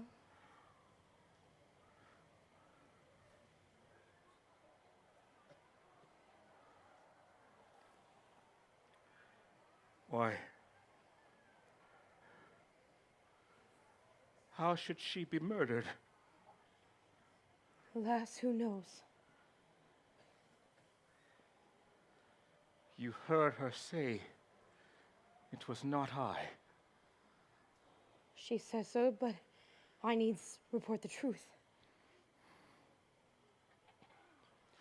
She's like a liar. Gone to burning hell. 'Twas I that killed her! Oh, the more angel she and you, the blacker devil. She turned to folly, and she was a whore. Thou dost belie her, thou art a devil. She was false as water. Thou art as rash as fire to say that she was false, for she was heavenly true. Cassio did top her. Ask thy husband else. Nay, had I been damned beneath all hell that I did respond to this extremity, I was just. Thy husband knew it all. My husband. Thy husband. That she was false to wedlock. I, with Cassio. My husband. Thy husband. He told me first, for he hates the slime that clings to filthy deeds. My husband. What needs this utterance, woman? I say the husband. Oh, mistress, villainy makes mocks with love. He say that she was false. He, thy husband. Dost thou understand the word? Thy husband, my friend, honest Iago. If he say so, then let his pernicious soul rot half a grain a day. She was too fond of her most filthy bargain.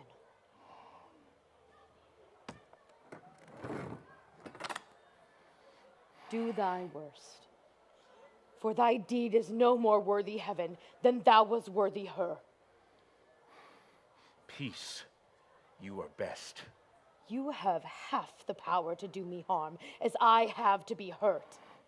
O Gaul, O dolt, ignorant as dirt, thou hast done a deed. I care not for thy sword. I will make thee known, though I have lost 20 lives. Help! Help! The Moor has killed my mistress! Murder! Murder! What is the matter? How now, General? Oh, Iago, good that you come. You have done well that men must lay their murders upon your neck. What is the matter? Disprove this villain if thou beest a man. He says you told him his wife was false. I know thou did not. Thou art not such a villain. Speak, for my heart is full.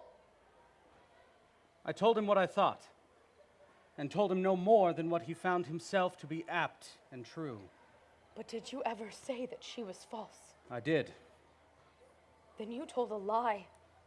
An odious, damned lie upon my soul. A wicked, wicked lie.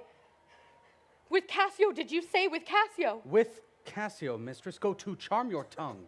I will not charm my tongue, for my mistress lies murdered in her bed. Oh, heavens forfend! And your reports have set the murder on. Nay, stare not, masters. 'Tis true indeed. 'Tis a strange truth. Oh, monstrous act! Villainy. Villainy. Villainy, I think upon it. I smell it. I will kill myself for grief. Villainy. Villainy. What, are you mad? Get you home. Pray you, gentlemen, that I have leave to speak. I know that it is proper that I obey him, but not now. Perchance, Iago, I will never go home. Oh. Oh. Ah! Oh, yea, lay thee down and roar, for thou hast killed the sweetest innocent that ever did lift up eye. Oh, she was foul! I scarce did know you, uncle. here lies your niece, whose breath these hands have newly stopped. I know it shows grim indeed. Poor Desdemona, I am glad thy father's dead. Thy match was mortal to him. Pure grief shore his old thread in twain. Did he live now, this sight would make him do a desperate turn. Yea, curse his guardian angel from his side and fall into reprobation. 'Tis pitiful. And yet, Iago knows that she did with Cassio 1,000 times committed, and that she did greet his amorous works with the same recognizance and pledge of love that I first gave her. It was an antique handkerchief, a token that my father first gave my mother. Oh God. Oh heavenly God. Swoons, hold your peace. Twill out, I peace. No, I will speak as liberal as the north wind. Let heaven and devils all cry shame upon me, but I will speak. Be wise and get you home. I will not. Fie, your blade upon a woman. O Dolmore, that handkerchief thou speakest of, I did find by fortune and give to my husband, that in solemn earnestness many times he has begged of me to steal it.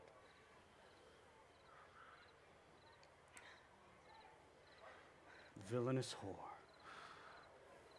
Alas, she give it Cassio, no. I did find it and give it my husband. Filth, thou liest. I do not, gentlemen. Oh, murderous coxcomb, what would such a fool do with so good a wife?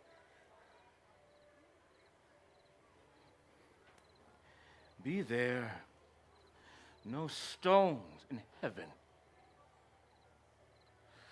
that turn for the thunder. Precious villain! The woman falls. Sure, he hath killed his wife. 'Tis a notorious villain. Take you this weapon which I have here recovered from the moor. Go, guard the door without. Let him not pass, but kill him rather. I'll after that same villain, for 'tis a damned slave. I am not valiant neither. For every puny whipster gets my sword. But what is honor without honesty? Let it go all. What is thy song, thy bowed lady? Hark, canst thou hear me? I shall play the swan and die in music. Willow, willow, willow. Oh, more. She was chaste, and she loved thee, cruel Moor. So in speaking as I think, alas, I die.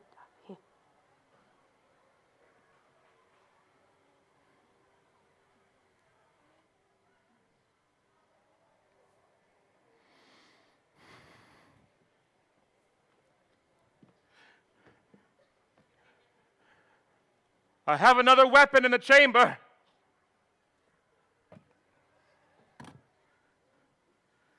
It is a sword of Spain, the Icebrook's temper. Come, uncle, I must speak with thee. If you attempt to leave, it will cost thee dear, for thou hast no weapon, and perforce must suffer. Uncle, I must speak with thee, or naked as I am, I will assault thee. What is the matter? Behold, I have a weapon. A better sword never did find itself upon a soldier's thigh. I have seen the day that with this little arm and this good sword, I have made my way through more impediments than 20 times your stop. But oh, vain boast, who can control his fate? 'Tis not so now. Do not be afraid, though you see me weaponed, for this is my journey's end. This is my sea mark. Do you go back dismayed? 'Tis but a lost fear. Where should Othello go? It rushes against Othello's breast. Now, how dost thou look now? Ill-starred wench, pale as thy smock. When we meet again in comp, this look of thine will hurl me from heaven.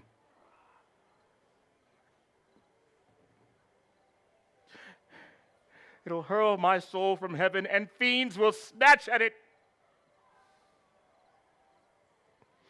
Oh, cold.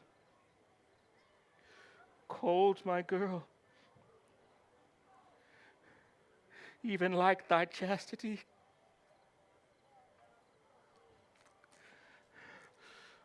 Oh, cursed slave! Whip me, ye devils! And pull me from this cursed sight! Roast me in sulfur! Wash me in seas of liquid fire! Oh, Desdemona. Oh, Desdemona, dead, Desdemona! Dead! Ah! Where is this rash and most unfortunate man? That's he that was Othello. Here I am. Where is that viper? Bring the villain forth. I look down at thy feet, but that's a fable. If thou beest a devil, then I cannot kill thee. Wrench his sword from him!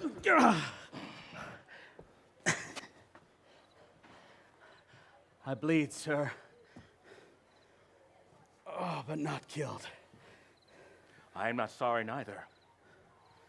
I would have thee live, for in my sense 'tis happiness to die.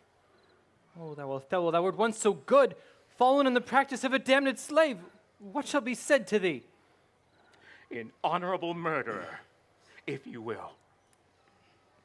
For naught I did in hate, but all in honor. This wretch hath part confessed his villainy. Did you and he consent in Cassio's death?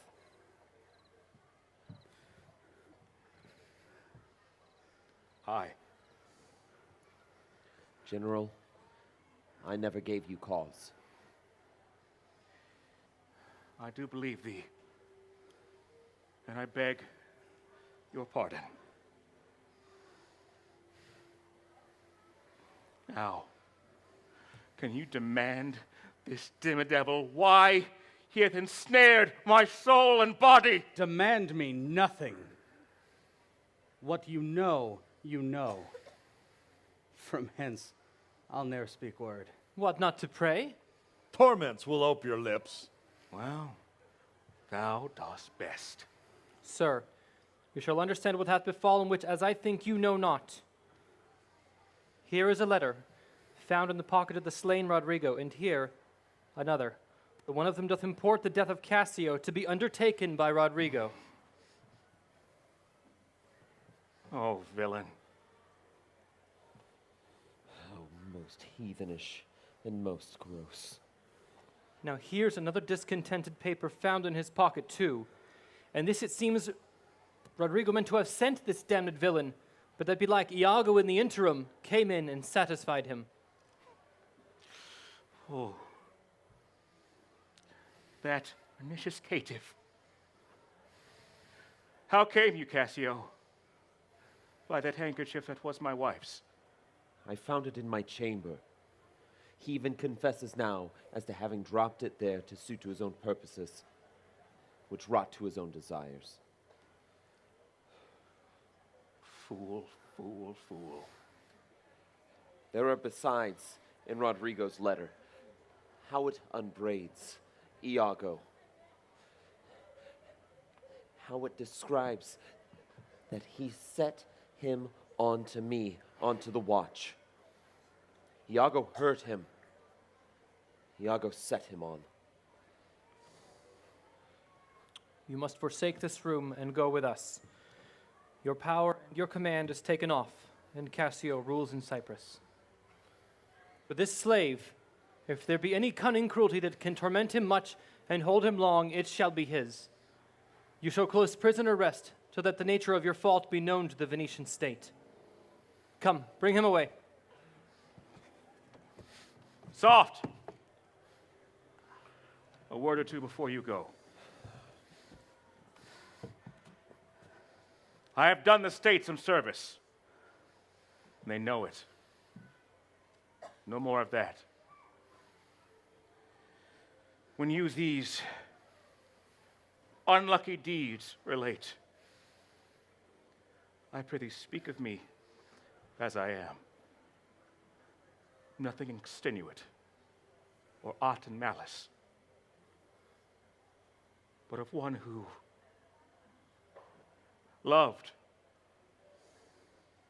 not wisely, but too well. Of one who, not easily jealous, but wrought, perplexed in the extreme. Of a hand who, like the base Indian, threw a pearl away, richer than all of his tribe.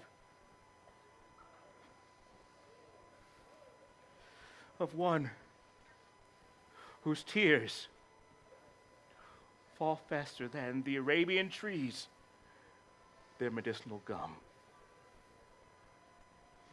You tell them that in Aleppo once, where a malignant and turbaned Turk beat a Venetian and traduced the state, I took by the throat the circumcised dog and smote him thus.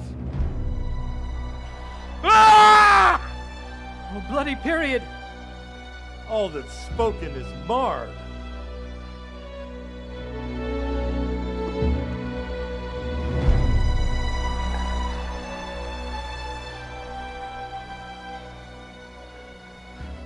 I kissed thee ere I killed thee. Nothing more. Killing myself to die upon a kiss.